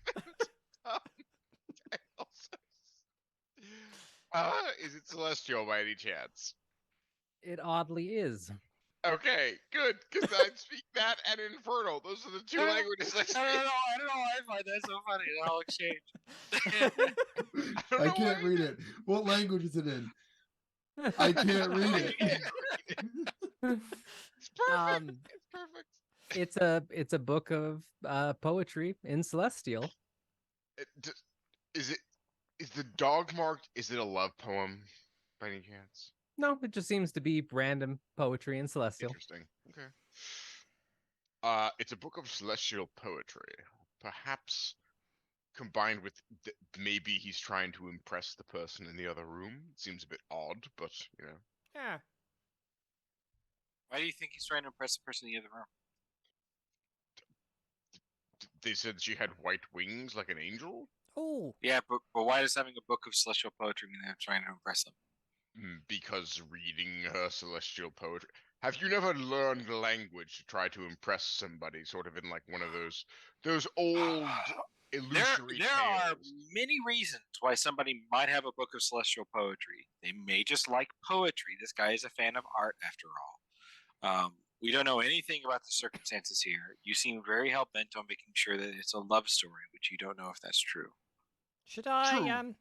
But I'm also pretty sure it's related to the angel in the room right next door. That might be possible. I'm just saying we shouldn't make assumptions about him trying to seduce her with celestial love poetry. I admit that's my own dramatis coming in, but it's clear. Well, it's not clearly. I say we go and talk to her. I could go and offer a room service. Yeah. Oh, Yes, that's a good idea. please. Yeah. Yeah. Back away from the door. Get in there, big dog. He's quite small, actually. Yeah, he's big dog. But he's big for a dog. He is big for a dog. Knocks on the door, shouts room service, and walks through it at the same time. Okay. So are you closing the door behind you or leaving it open? This lot have scurried off, by the looks of it. Yeah, I'm Okay. standing in the doorway to the bedroom. I'm purposely staying out of the way. Yeah. Okay. So assuming they're all Okay. scooted out of line of sight, it's open. Okay. So make a perception check for me. You see everything else that Iwan saw when they opened the door. And the figure is still kind of swaying back and forth on the bed, humming, plucking at the harp. Doesn't immediately notice you, even. Sick to the die. You know, this is the bad thing about digital dice is you can't punish them or put them in jail or burn them or take them to a priest. No, so there would have been so many dice casualties tonight. yes, Like, so you Little crushed up pixels of dead dice Dead crumbling dice, out of the yes. monitor. yes.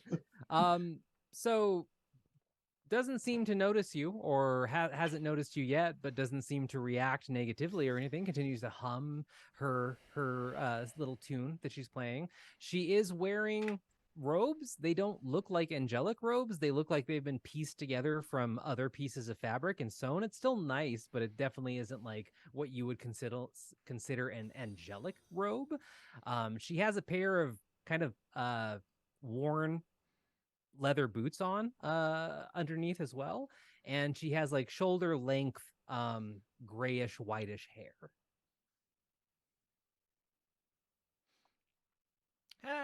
Evening, you lady. Anything from the kitchen? The head tilts slightly, and like it takes a moment for the humming and the strumming to drop, and as if she's waiting for confirmation of something, and then slowly opens her eyes, and then once she does and sees you, she immediately brightens as if her spirits lift, and you see her wings kind of go up a little bit to match the smile on her face, and she goes, "That's really kind. I don't usually get room service in here. Yeah, I would love some extra food. I keep smelling everything from the ballroom, and if there's something spicy out there that smells really good, and I would love whatever that is." Oh, yeah, it's really good. Chef's on top form tonight. Absolutely, I can get you some. Oh, thank you. Did Emmanuel send you? Oh, the kitchen said, I'm new here. Kitchen said go check all the guests, see if they've got everything they want. So I was being thorough. Oh, all right. Well, yeah, I would love some if you don't mind. Was that? You say it's unusual? Wouldn't Emmanuel wouldn't normally think to do this? Well, no, Emmanuel feeds me, of course, but he doesn't tend to feed me that often. Oh, doors open. Or Why don't the you nice just stuff. go get yourself something when you're hungry? Oh, I can't. What? Why not? Well, I'm chained for one. Oh, I missed that. And as she says that, you look and you, for a second, you're like, what is she talking about? Because I don't see anything. And then you catch a glint of a spectral chain that is nearly see-through and is very hard to spot, that is mounted to the floor, probably under the bed, and is wrapped around one of her ankles. Oh. Oh, well then, all the better that I came through. Yes, I will get you some of the chef special, the spicy dishes. Absolutely. Ooh, is this your writing?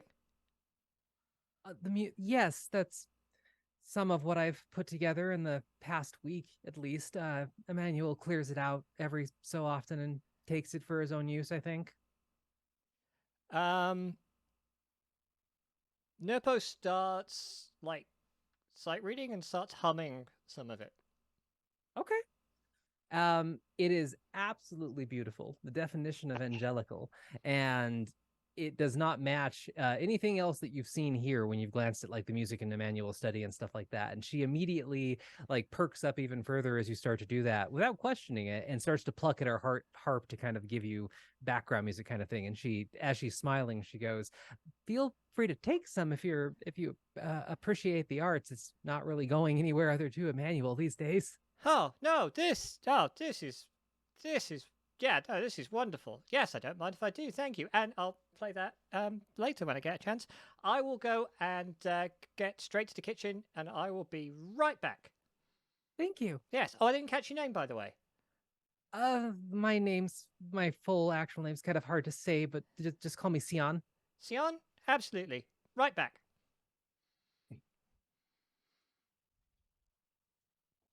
Pops out, closes the door. Okay.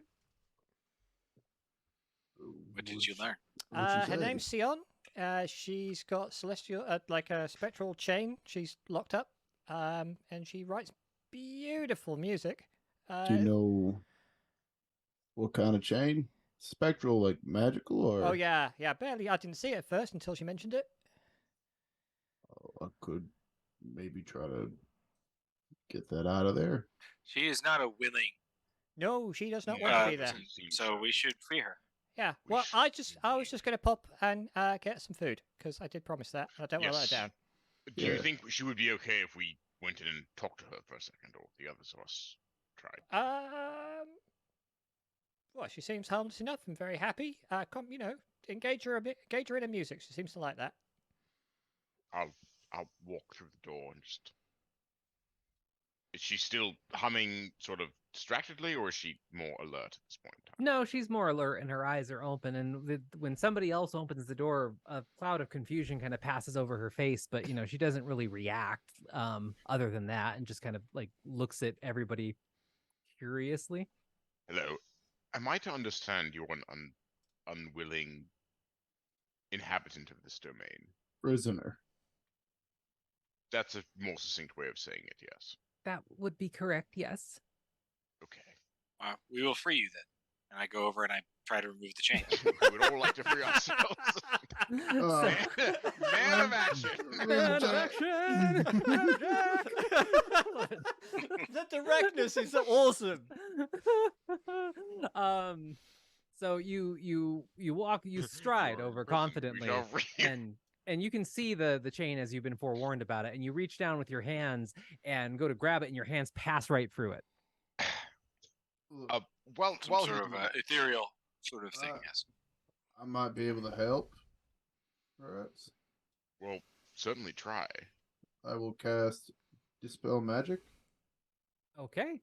You cast Dispel Magic and impact it near the chain, and you see it kind of wash over the room and flicker over all of you. Thankfully, I think Nerpo's disguise was magical, but has left the room. So yes. If any of Mine is to be fair, you choose one creature, object, or magical effect within range. It doesn't affect everything. Okay, it's not area of effect. I'll target the chain. So you target the chain, you hit it, and you see it sparkle and sort of vibrate as if it's about to break apart, and then it just reforms.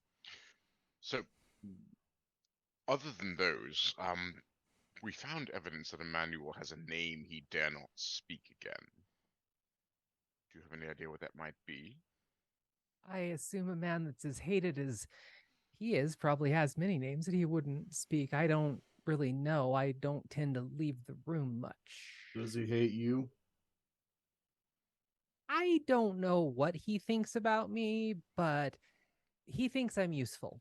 That's the most accurate way to say it. Is he uses my music and keeps me here because he's obsessed with my music and has uses for it.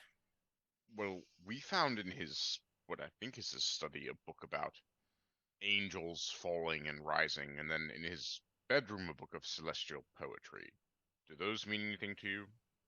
I mean, the falling book, not so much, but the book of poetry, it's not like he really has many deep conversations with me. He might have used it to learn Celestial. He didn't speak Celestial when we met originally. How did you meet? Well, I am a servant of Malil, the goddess of music and dance, and I've been here for 6-7 months at this point. I was tasked with investigating the disappearance of a lot of famous bards, which probably makes sense to you at this point, I'm guessing, because you're the first ones that have ever come sniffing around in here. Yes. I was spying on Emmanuel when a Cambion tricked and captured me, and they ended up binding me here with this spectral chain. I came to the Tower of Song after finding Emmanuel on the mortal plane.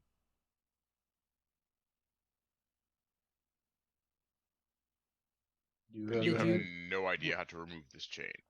No. Did you come in through the portal? Or are you afflicted? We have contracts. Oh, so you didn't come in through his portal in his study. There's a portal in the study? That's how he makes the trips to the mortal realms. He has a tuning fork that he keeps around his neck that he can use to strike the right note. I think he just strikes the tuning fork and it opens the portal. Is it behind a painting? Painting? No, that's not a portal. That's like a Right, actual it door. could be a door to a portal. There was, it was a different room in the study. I don't remember a painting specifically. He was planning to offer me up to his overlords as a gift, but then I made the mistake of singing around him, and he changed his mind, and I've been in this room ever since. There's a big metal door in the study behind a painting. That's why I brought it up. Would you happen to know what that door leads to? No. When I was in the study, there was a wooden door near the bookcase that we came through, but other than that, I don't know what that painting is. Near the bookcase. Which side? Yeah. Well, I mean, if you're looking into the room, I think it was on the left side of the far wall, past his music stand and his stool and all of that. He is in there playing my music and playing other music constantly, and I hear it all the time, and I would break that set if I could at this point. Do you know how much he cares about this particular violin? Rev I Jack pull out the violin. leaves and goes to the study to look for that wooden door while they continue chatting with her. Okay. Man of action. We love it. We love it. And Nerpo, in the meantime, has gathered the spicy dishes from the kitchen. Assuming nothing has interrupted him, he'll be heading back. Yep, he's wearing a perfect disguise, so nobody's going to question him. Okay. So we'll say as they're talking, you can get back with the spicy fish. Okay. I probably pass by you in the hallway. Yes. See, there's a wooden door in the study. I'm going to go open it. And I go back to the study. Confidently striding past you. Oh, hey guys, you came in. Well, Welcome hang on. back. And yes, here you go. Oh, thank you so much. And she grabs the plate with the utensils from you and starts to tear into it. It doesn't seem like she's starving or famished. She's probably well fed, but she just the novelty she seems really excited about, and she starts to eat it. I'll wait Tastes until good. she's done eating. It is impolite to talk with your mouth full. Well, so- she makes pretty quick work of it, and then like leans back on her wings Right. a bit on the bed and sighs in contentment. So, Emmanuel seems to have this particular violin, and I hold it out. Do you have any idea if it's any significance in terms of mechanical or it's just sentimental? He's brought it in once or twice to, I assume that's the same one. It looks like a violin to me. He's brought it in once or twice to play music in here. and try to get me to do a duet with him, which I will not do under any circumstances. And I hear him play it from his study all the time, playing these songs forwards and backwards and forwards and backwards. And then once in a while I get a break and he plays one of mine, but I don't know anything about the violin. I'm sorry. Play songs forwards and backwards? Yes, he does it all the time. I don't understand what he is obsessed about with that concept, but I hear it come through at least once or twice a day. Do you know what song it is? Could you write it out? Could you hum it out for us? If you heard it enough, you're good at writing sheet music. Could you write it out for us? I think, and she looks around and reaches over the side of the bed and grabs one of the fresh pieces of parchment and a quill and kind of and starts to work on replicating it. So that's going to take her just a minute. While she's doing that, over to Men of Action in the study. What are you doing, Rev Jack? Captain Utgard. Yeah, so you said it was the left wall. Yep. Down here, then, from the side past the stool. Yep. All right. I'm assuming there's not an obvious wooden door there. There is not an obvious wooden door there, no. I'm going to look for a wooden door. Okay. So go ahead and make it. Oh, God. Start knocking the wall, see where it's hollow. I do not find a wooden door. Yep. No, you go over to it, and it's a stone wall. The stones are rough hewn on it, and you can run your hands over it and follow the grooves and the cracks and give it little pushes here and there and like look for handholds. And you're just like, I don't know what this lady's talking about because there doesn't seem to be a single thing here. I think for a moment, wondering if I, like in my mind, thinking, well, if it is here and it's wood, I could just strike the wall, and if this is an illusion, should break through the wooden door. Yes. Or I can go back to the room and let somebody else deal with it. And I decide, no, pull out my axe. I'm going to swing right in the middle of the wall where I think a door would likely be. Roll it. Roll it.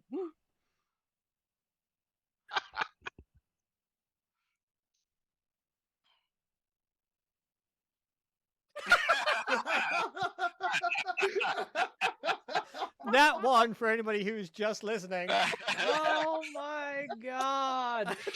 I'm sorry, at this point, can Damien be supercharged by the tragedy? Your failure sustained. So None of you know I am. Yeah, none of you can No, see I know, this. You have no idea. I swing. I'm very happy right now that my battle axe is magical. Yes. Because I might have broken a regular battle axe with this. Yes. So, I'm going to it's swing simply- wide and hit the stone wall. No, you hit the wall. It is a wall. It can't dodge. You hit the wall, but you just managed to hit it at the right angle to chip off some of the stone and again cause some of that forceful feedback through there, and you just take 2 damage. Just 2 All right, damage. fair 2 damage from it from the pain Yes, of the strike. But you yeah, do I see get a numb feeling down my arms. you do see a stone piece break off though, and no sound of wood. I nod curtly and head back.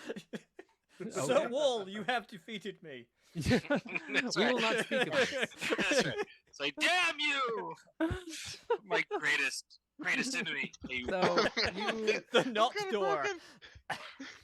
Revjack ends up walking into the room as Sion is finishing writing this piece of sheet music, and she holds it up and kind of plucks at the harp a little bit to check a thing or two, and then makes a little correction, and then shrugs and hands it over to Iwan, who was the one that was directly asking about it, and goes, "This is the piece that I hear the most out of there. Said he plays it once or twice a day.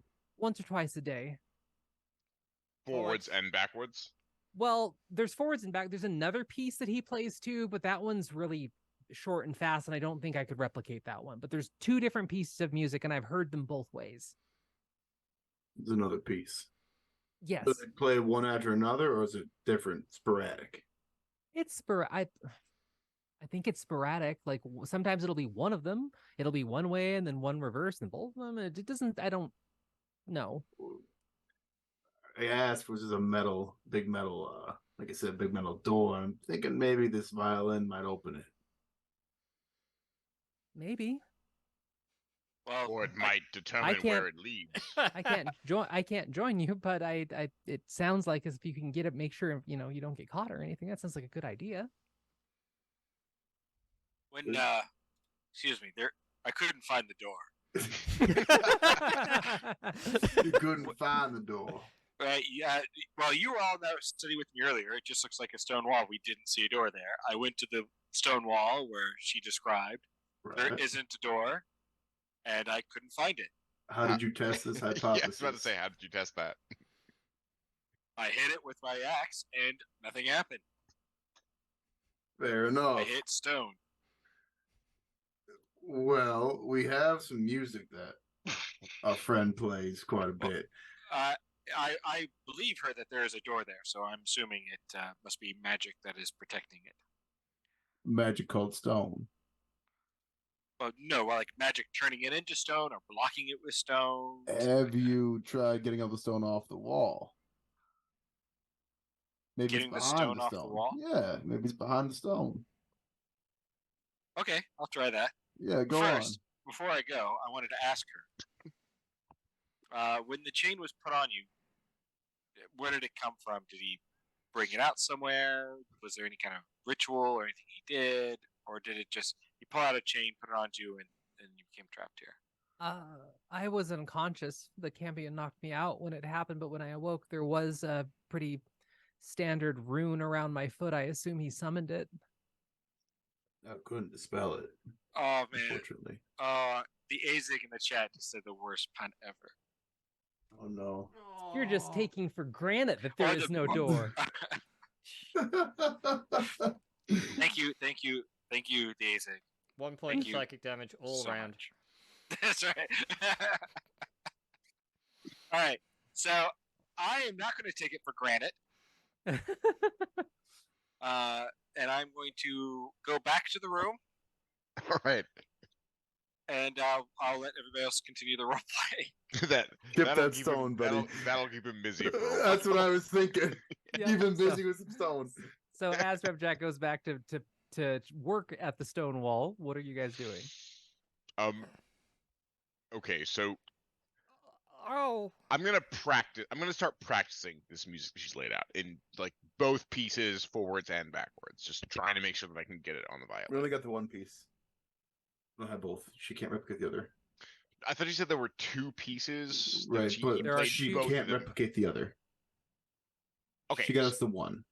okay. So I'm sorry. So basically, she could replicate the one song that was played forwards and backwards, or can she replicate two? She has heard two songs A and B, both Okay. played forwards and backwards. Okay, You But have she can song only A. replicate A. Yeah. and song B is too short. Okay, got it. Yes. So I'm gonna try to play song A forwards and backwards. off in the study? Or here? Well, I'm practicing it Oh, to you're make sure I practicing. can get it You before can- I go. You can read music and you can play music, so you can read the sheet music and play it without problems. You notice that it's not a inventive piece of music by any means. It's pretty standard. It's like Pretty like it's, chopsticks, sort it's of. very it's not chopsticks, but it's very mediocre and easy for you to play. It's Okay. pop. It's pop music. Yes, it's pop music. Okay. I will go to the study and start playing I Kissed a Girl, I guess, given that we're doing pop music. So So you moved yourself down to the study, right? Mhm.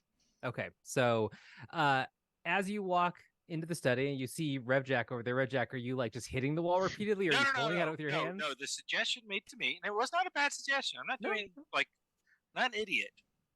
I'm just very direct. just man of action. That's right. The suggestion made to me was that maybe it's like behind the stones, like that. So hitting with the axe won't do anything. Instead, I'm actually probably just looking to see if there's a false stone, if any stones are loose, something like that. Mm-hmm. Okay, so you see Revjack just like investigating very thoroughly Yeah. the wall, and you walk in and you start playing this on Emmanuel's violin, right? Yes. Okay. Roll a perception check for me. Not that I should be asking for rolls anymore, but You never know. It's okay. Do I It's get to okay. roll because I'm in the room as well, or? I feel really lucky. this right this now, is you just guys. something specific that you wouldn't see. It'll make Okay. sense, hopefully. Well, we'll see. We'll see what Damien's roll is. Yes, that's why I said it might. Yeah. make Hopefully. sense. 17. Hey, let's go! Let's go!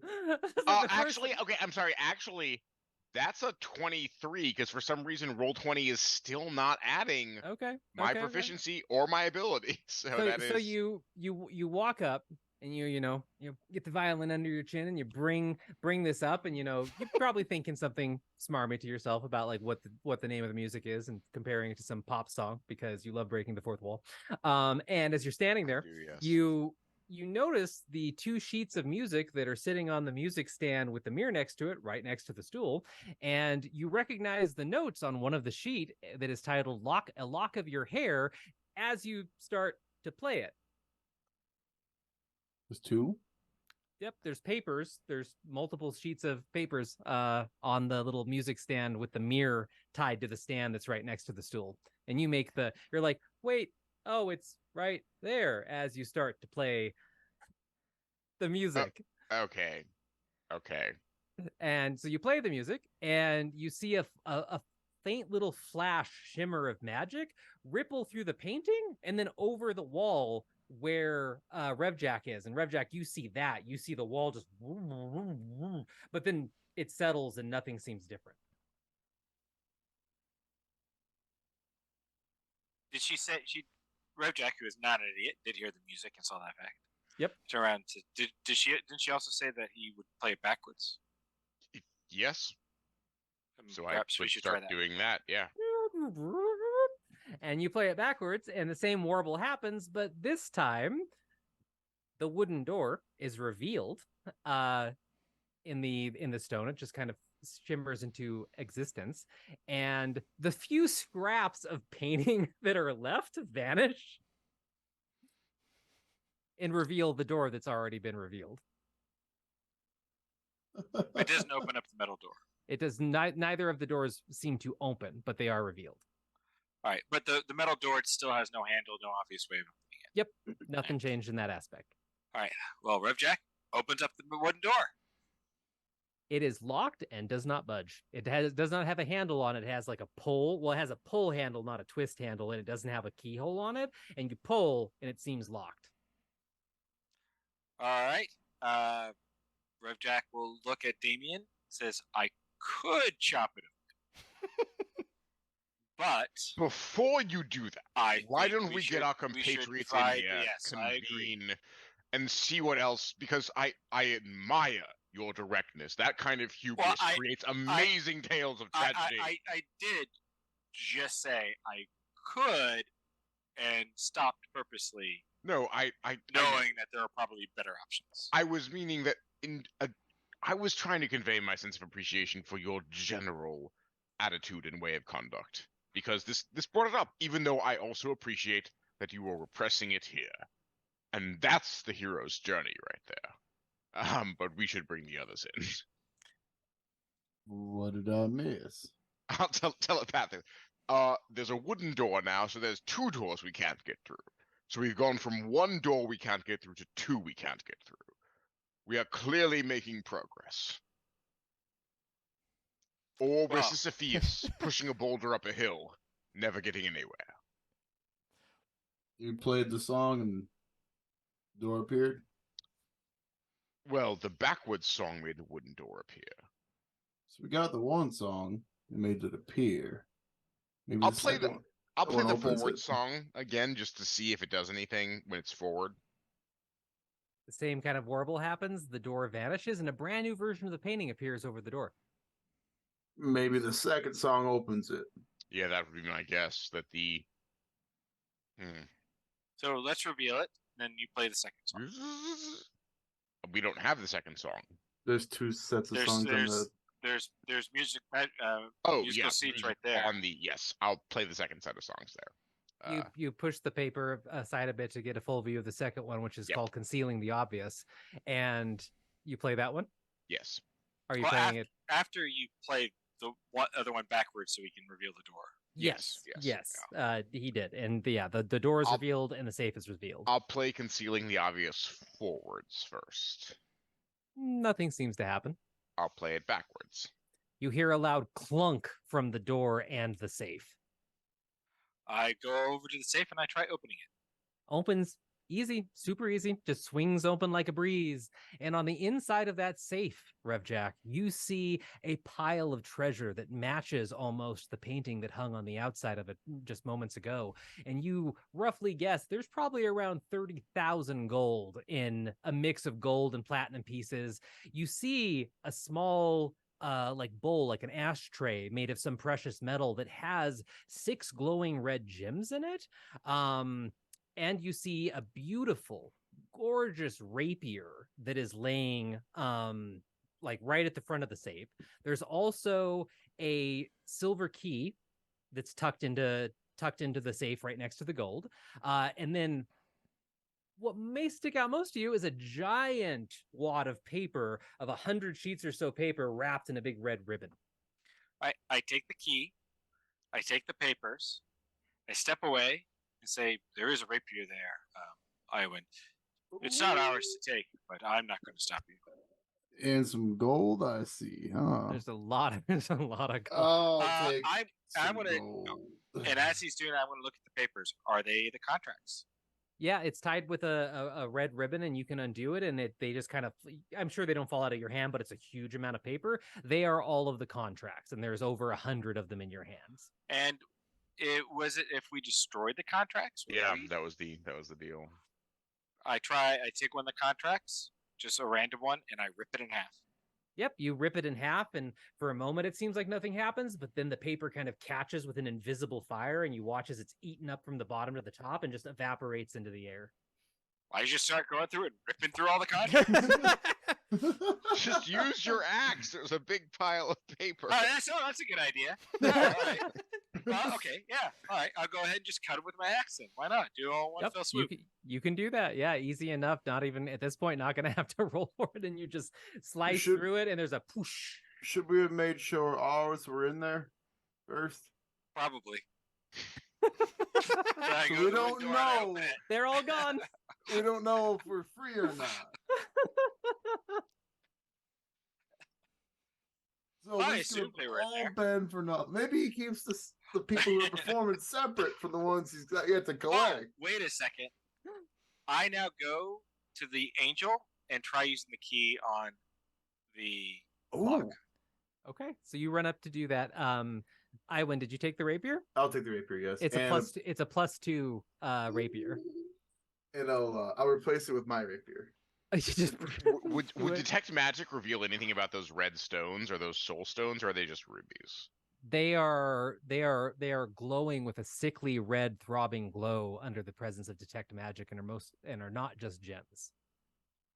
What kind of magic? I don't have identify, but it should tell you, it does tell you the history. Well, detect magic tells you the school. The history. Necromancy. Necromancy is a school. You could roll maybe an investigation check, or Arcana would be the better roll actually for that. I'll do Arcana. Okay. 13. Wait, I'm sorry. It's actually an 18 because again, Roll20 is still not adding anything to my skills. I don't know why. You're pretty confident that they're soul gems. Specifically, I shouldn't use that word because we've used soul gem tonight and it means a very specific thing. These are gems containing the souls of corrupted mortals. And they're not protected the way soul gems are. They're probably worth like 5,000 or more gold a pop if you were to sell such a relic.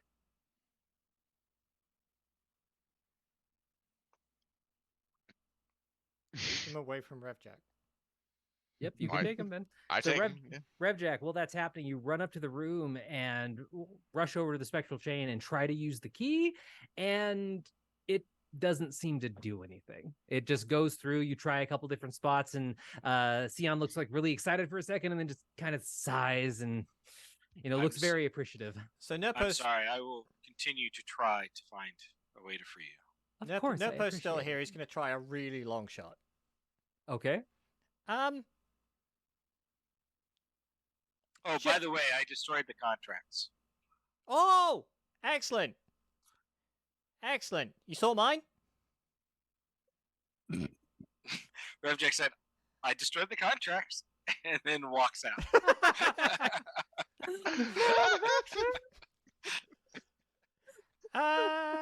Man of action. Okay, good. This is almost certainly not going to work because I'm going to try and trick magic, and that probably won't go Going well. to try and trick magic? Well, somebody cast a spell to hold you Yes. here. Yes. There's a tiny chance, and don't get worried about this, that if you were dead, it would stop trying to hold you. I suppose so.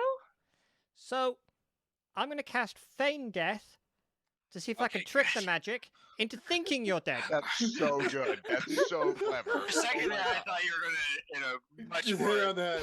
That's right. So I'm going. I was like, I'm gonna kill you. I'm gonna murder you, and then And you're free.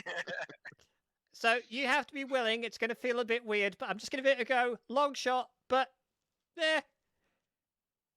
Oh, but it's fake, right? Oh, yeah. It's fake. You'll be Okay, fine. okay. I mean, I I'm think it's 90% sure. I definitely feel that it's a long shot, but sure, let's try it. I'm willing. Okay, good. Okay, so you cast Feign Death, Death. which, yep, and it takes you a minute or two to weave the spell. Why does it say casting time 1 action? When I did that as Anna, I thought it was like 5 minutes. It was something ridiculous, weird. So I guess it's just an action. Did But you yeah. do it as a ritual? I think you may have done. Maybe. I just remember after that scene with Elspeth just being like, wow, that had a longer casting time than I thought. But anyway, so yeah, it takes you, you weave the magic and you watch it kind of take hold, and it's very gentle, Feign Death, and you watch her eyes just kind of slowly flutter close, and she just slumps down onto her wings, and you watch the movement of her chest slowly stop. And the chain's still there.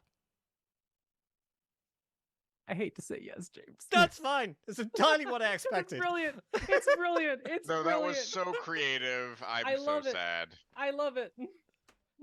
Oh well, worth a try. I feel like Damien is running in with like a prop vial of poison and a knife. Like, wait, you didn't make it dramatic enough.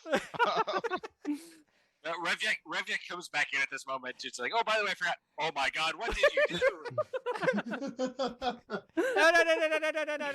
No, she's not dead. No, I'm not not gonna dead. do that. Okay. I had quickly made my exit from that room. Oh, okay. Yeah,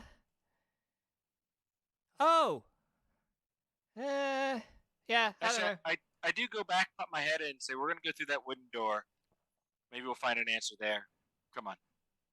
Okay. Is she dead?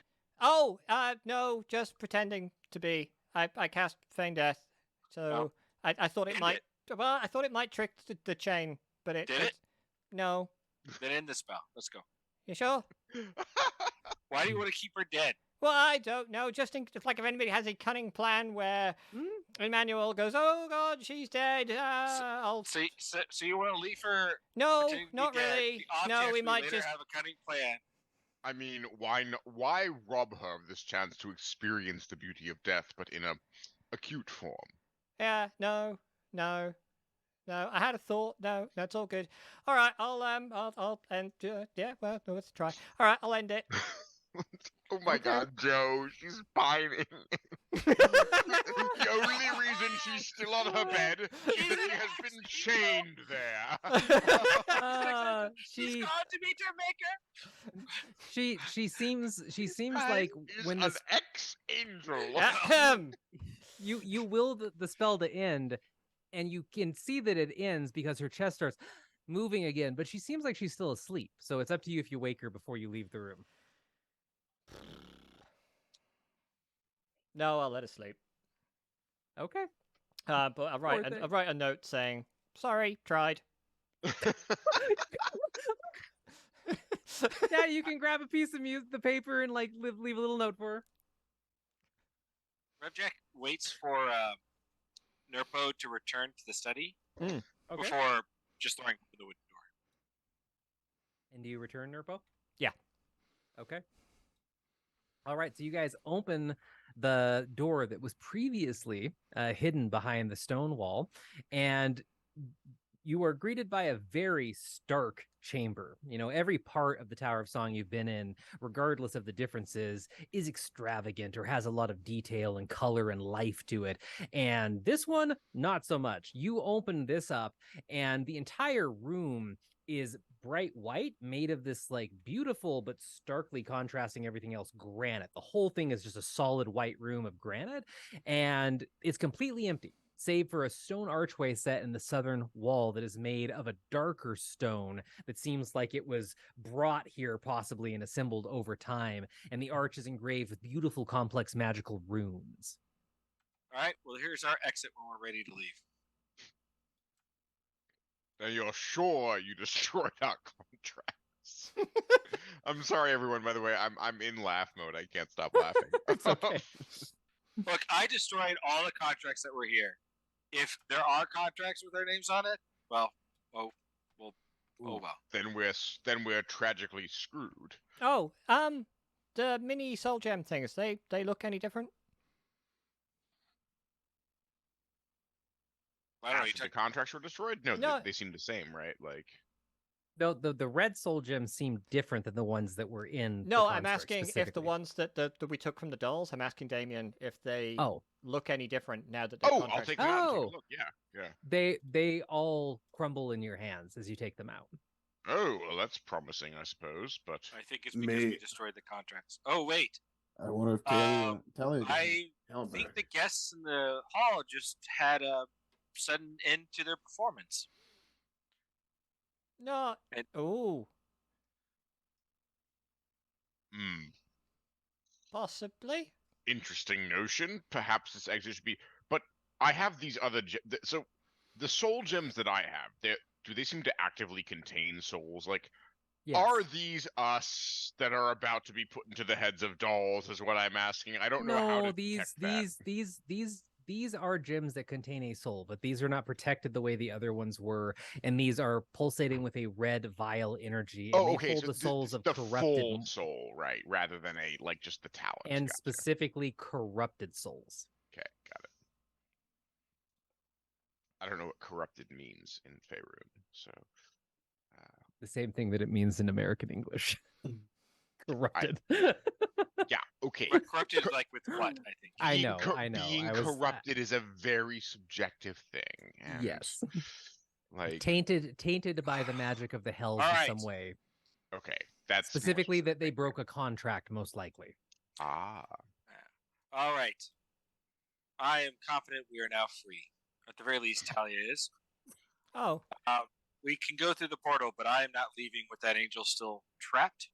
And I say we kill this devil. The Bloody portal hell. is also portal is also not activated. Yeah, but we. minor Details. point.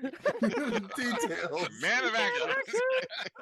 Charge Okay. through the archway and straight into the wall on the other side. Revjack, you want to kill If your the... face hits stone, that means it's working. Revjack, you want to kill the demon in his own domain. I am all for your plan of killing the demon. I don't think we stand a chance with everyone here. Personally. I mean, I believe we have demonstrated mastery over death in combat in previous encounters. That being said, we've not fought a demon. We fought several demons. They crumbled fairly quickly. We fought wooden dolls. No, we fought And demons. demonic enforcers. Remember, there was those Black demons that were armor inside and when we everything. fought the Right, dolls. we did I fight the don't demons. think he's them. I think he might be a little more All right. Well. high ranking. Maybe he's all pomp and circumstance. And maybe he's not. Besides, we do have to kill him because we need the tuning fork to open up the portal. Oh, Or we could steal right. it from him. Well, how do you do that? Do you want to just walk up and take it? I say we wait here for him to come through and jump him. Maybe That's make actually a... not a bad. Ooh, He's I not could- likely to come in here I- with many others. I could direct him this way. We could Yeah. also try and jump him in the room with the angel. Maybe she could actually help. Ah, that's a good point as well. I could direct him this way. All right. What do you think? We should, of course, we should ask her consent before we get her involved in a Oh combat. yeah, she's having a bit of a sleep after I killed her. You you killed didn't her? actually kill her. No, That was- no. So Oh. then you're being asleep. So is she alive or not? She's Yes, fine. she's She's alive. sleeping. Right. All right, Okay, let's. but- Yes, I agree with Damien. We should make sure she's okay with it first, or make sure she's actually able to help. That Yes, that's the magical first chain thing. might prevent her. Yes, and if she and if she can't, there's no reason to risk her in the encounter. I agree. All right, we go to the room and Rev Jack, I wake her up. You wake her up and she Very gently. I wake her Yeah, up. and she- No, she- man of action. So, Wake up. the man, hey, the man of action is respectful. That's right. Yes, very much so. So I'm a kind soul. exactly, yes. So you gently wake her, and her eyelids flutter open softly, and she seems like she had a good, power nap. And she looks up at you, and she smiles, and then looks around, and then like bolts up, and then quickly like yanks one of her legs, and No, it's still there. The ploy of Nerpo did fail, I'm afraid. Oh, Yes, but we have found the portal. oh, good. We've also found our contract. Well, we found a bunch of contracts and destroyed them. So we believe we are now free, as well as all the other people whose souls, or not souls, talents, this devil has That is entrapped. amazing. Praise Miliel. You should leave then. Well, You. we can't. We need that tuning fork you mentioned. Well, I mean that should be but a small stumbling block, hopefully, to adventurers of your caliber at this point. I'm sure there's a multitude of ways that you can And get I that am from not him. leaving without you. I am in this. You don't not have to worry about me as much as I appreciate it. This is my job. My duty was to investigate Emmanuel, and I will stay. You mortals are But who you are trapped. It's not like you are doing this job. No, Like in the capacity you should be able to. You might stay in prison forever and ultimately fail in your job. me and my goddess, we protect your kind, and you are more valuable than any amount of angels, and we just want you to go free. Well, you can't protect us if you're trapped here. I cannot, though there are many others that would. But Also, in respect to what he has been saying, I haven't known this man for long, but if he says he's not going to leave without you, he's not going to leave without you, and so by insisting you stay, you put him in danger. In a weird, messed up, heroic, complex way. well, I mean, unless you know how to break the spell on this chain, I don't think We it could matters. get him to do it. Are you going to convince him to do that? We Well, jump him. I was going to kill him and hope that solved the problem. What's the Well, chain here- actually attached to? It looks like it just goes into the floor. You notice that it doesn't even seem like it's attached to something. Like the chain just goes into the floor. It's probably wherever it was originally summoned from, or something like that. Here's my thinking. We could strong arm him, jump him, and get him close to dying, and then go, hey, take the spell off and give us that tuning fork, and we get out of here. I mean, I suppose if you were able to best him in combat and he didn't have anyone else with him, and I feel like there's a lot of ifs to that, but Well, I have his rapier. Our plan is to lure him here. We don't know if you can help. If you can't, it'd be great. Otherwise, we will lure him to the study where you don't have to put yourself at risk, and we will overpower him there. I mean, there's a few things that I can do. I can assist. Yes, if you brought him into the room and did fight him, I would be able to help you, even if it was just providing support and encouragement, and perhaps some healing if it doesn't go the way that you think it would go. But given the makeup of our party, I do think that support and encouragement is actually something we're really lacking for.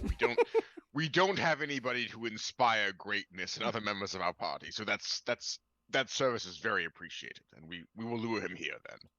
Nerpo, Yeah. you still look like a servant, right? Yep. Do you want to go up to him and tell him you think. saw a couple strangers heading this way?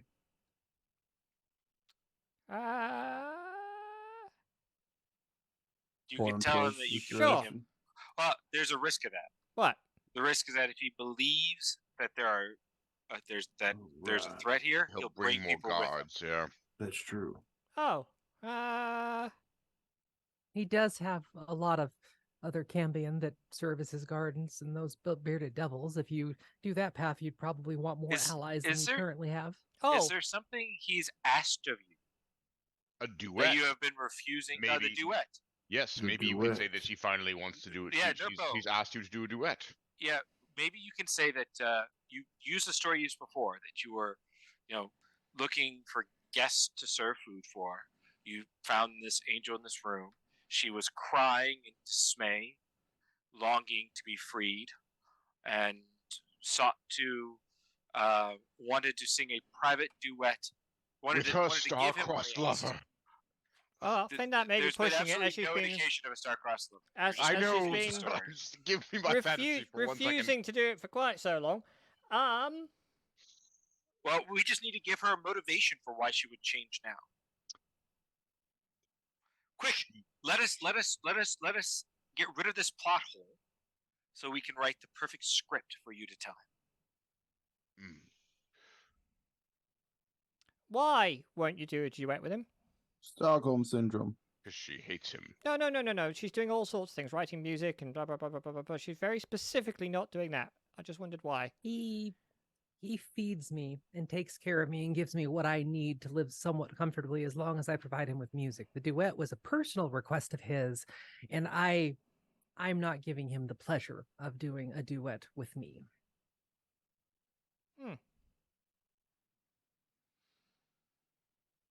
Have you ever given Oh, an indication? but Oh, you have an idea? this time, because he asks you to write music all the time, yeah? Yeah. Like, you'd be writing music all the time? Constantly? Yeah. This last piece that you wrote is magnificent and can only be heard properly in a duet. Yes. And what type Maybe. of voice is he? Is he a baritone, a tenor? Tenor. He seems to be a tenor, yeah, basically. Yeah, so maybe you need a tenor. Yeah. And he is the only one you know that can do it, and you must hear this song. Out of curiosity, why does he have you worth a writing try. music for him? If he's such an aficionado, doesn't he write his own? He's clearly a consumer of the arts, not a producer. Given what I heard for the spell locking, he's not actually all that gifted himself. Yeah, that's what I'm... He believes himself to be gifted and easily discredits any other artist that tries to impress him or that he studies. But yes, he is not that gifted in the musical arts, hence why he steals them from everyone. And he All is- right. So Tara, But I please, think- sorry, my I lady. What name does he call you? How does he refer to you? He tries to use my full angelic name, which is Ienthiam Ilik, and that's how he refers to me. Intium Illic. Yes. Don't worry, Nerpo. If you fumble the name, that would just add credence, because as a simple imp, you would not be very confident at saying her name. Okay. I will. Yeah, I'll go and see if I All can right. find him. All right, quickly, everybody, let's set up an ambush.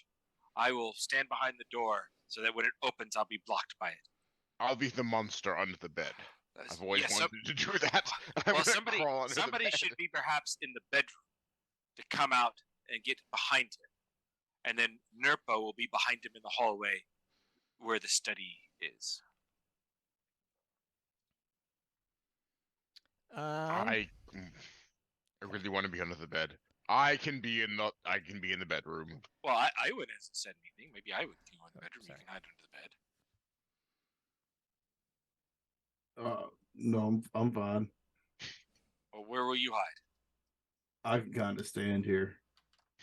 No, but if he opens up the door and sees you, we'll He lose the won't see element of me. surprise. Oh, you're going to go invisible. Fine. No, but in good faith, he won't see me. My cloak sometimes kind of changes.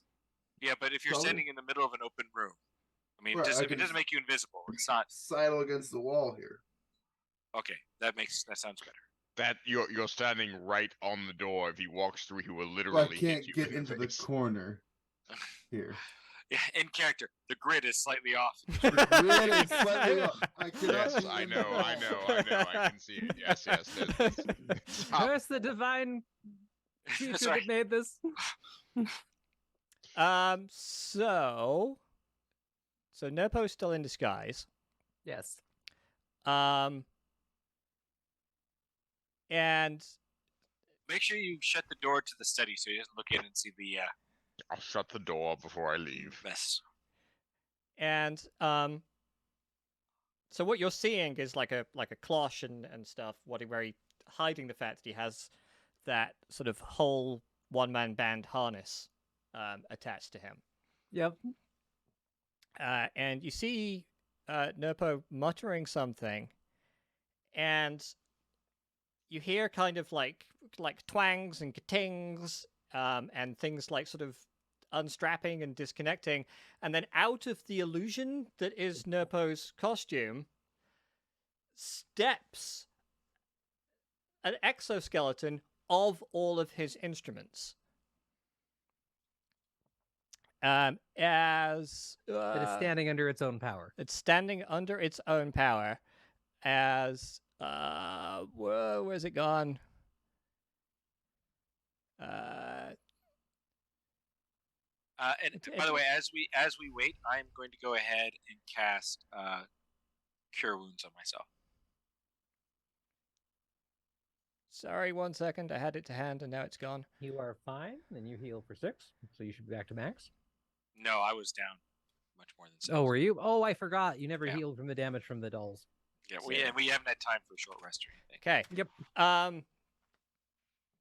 So Nerpo casts Animating Performance on his musical contraption, and so it steps. Dear. It steps out as this separate freestanding thing with the cymbals and the harp and everything else.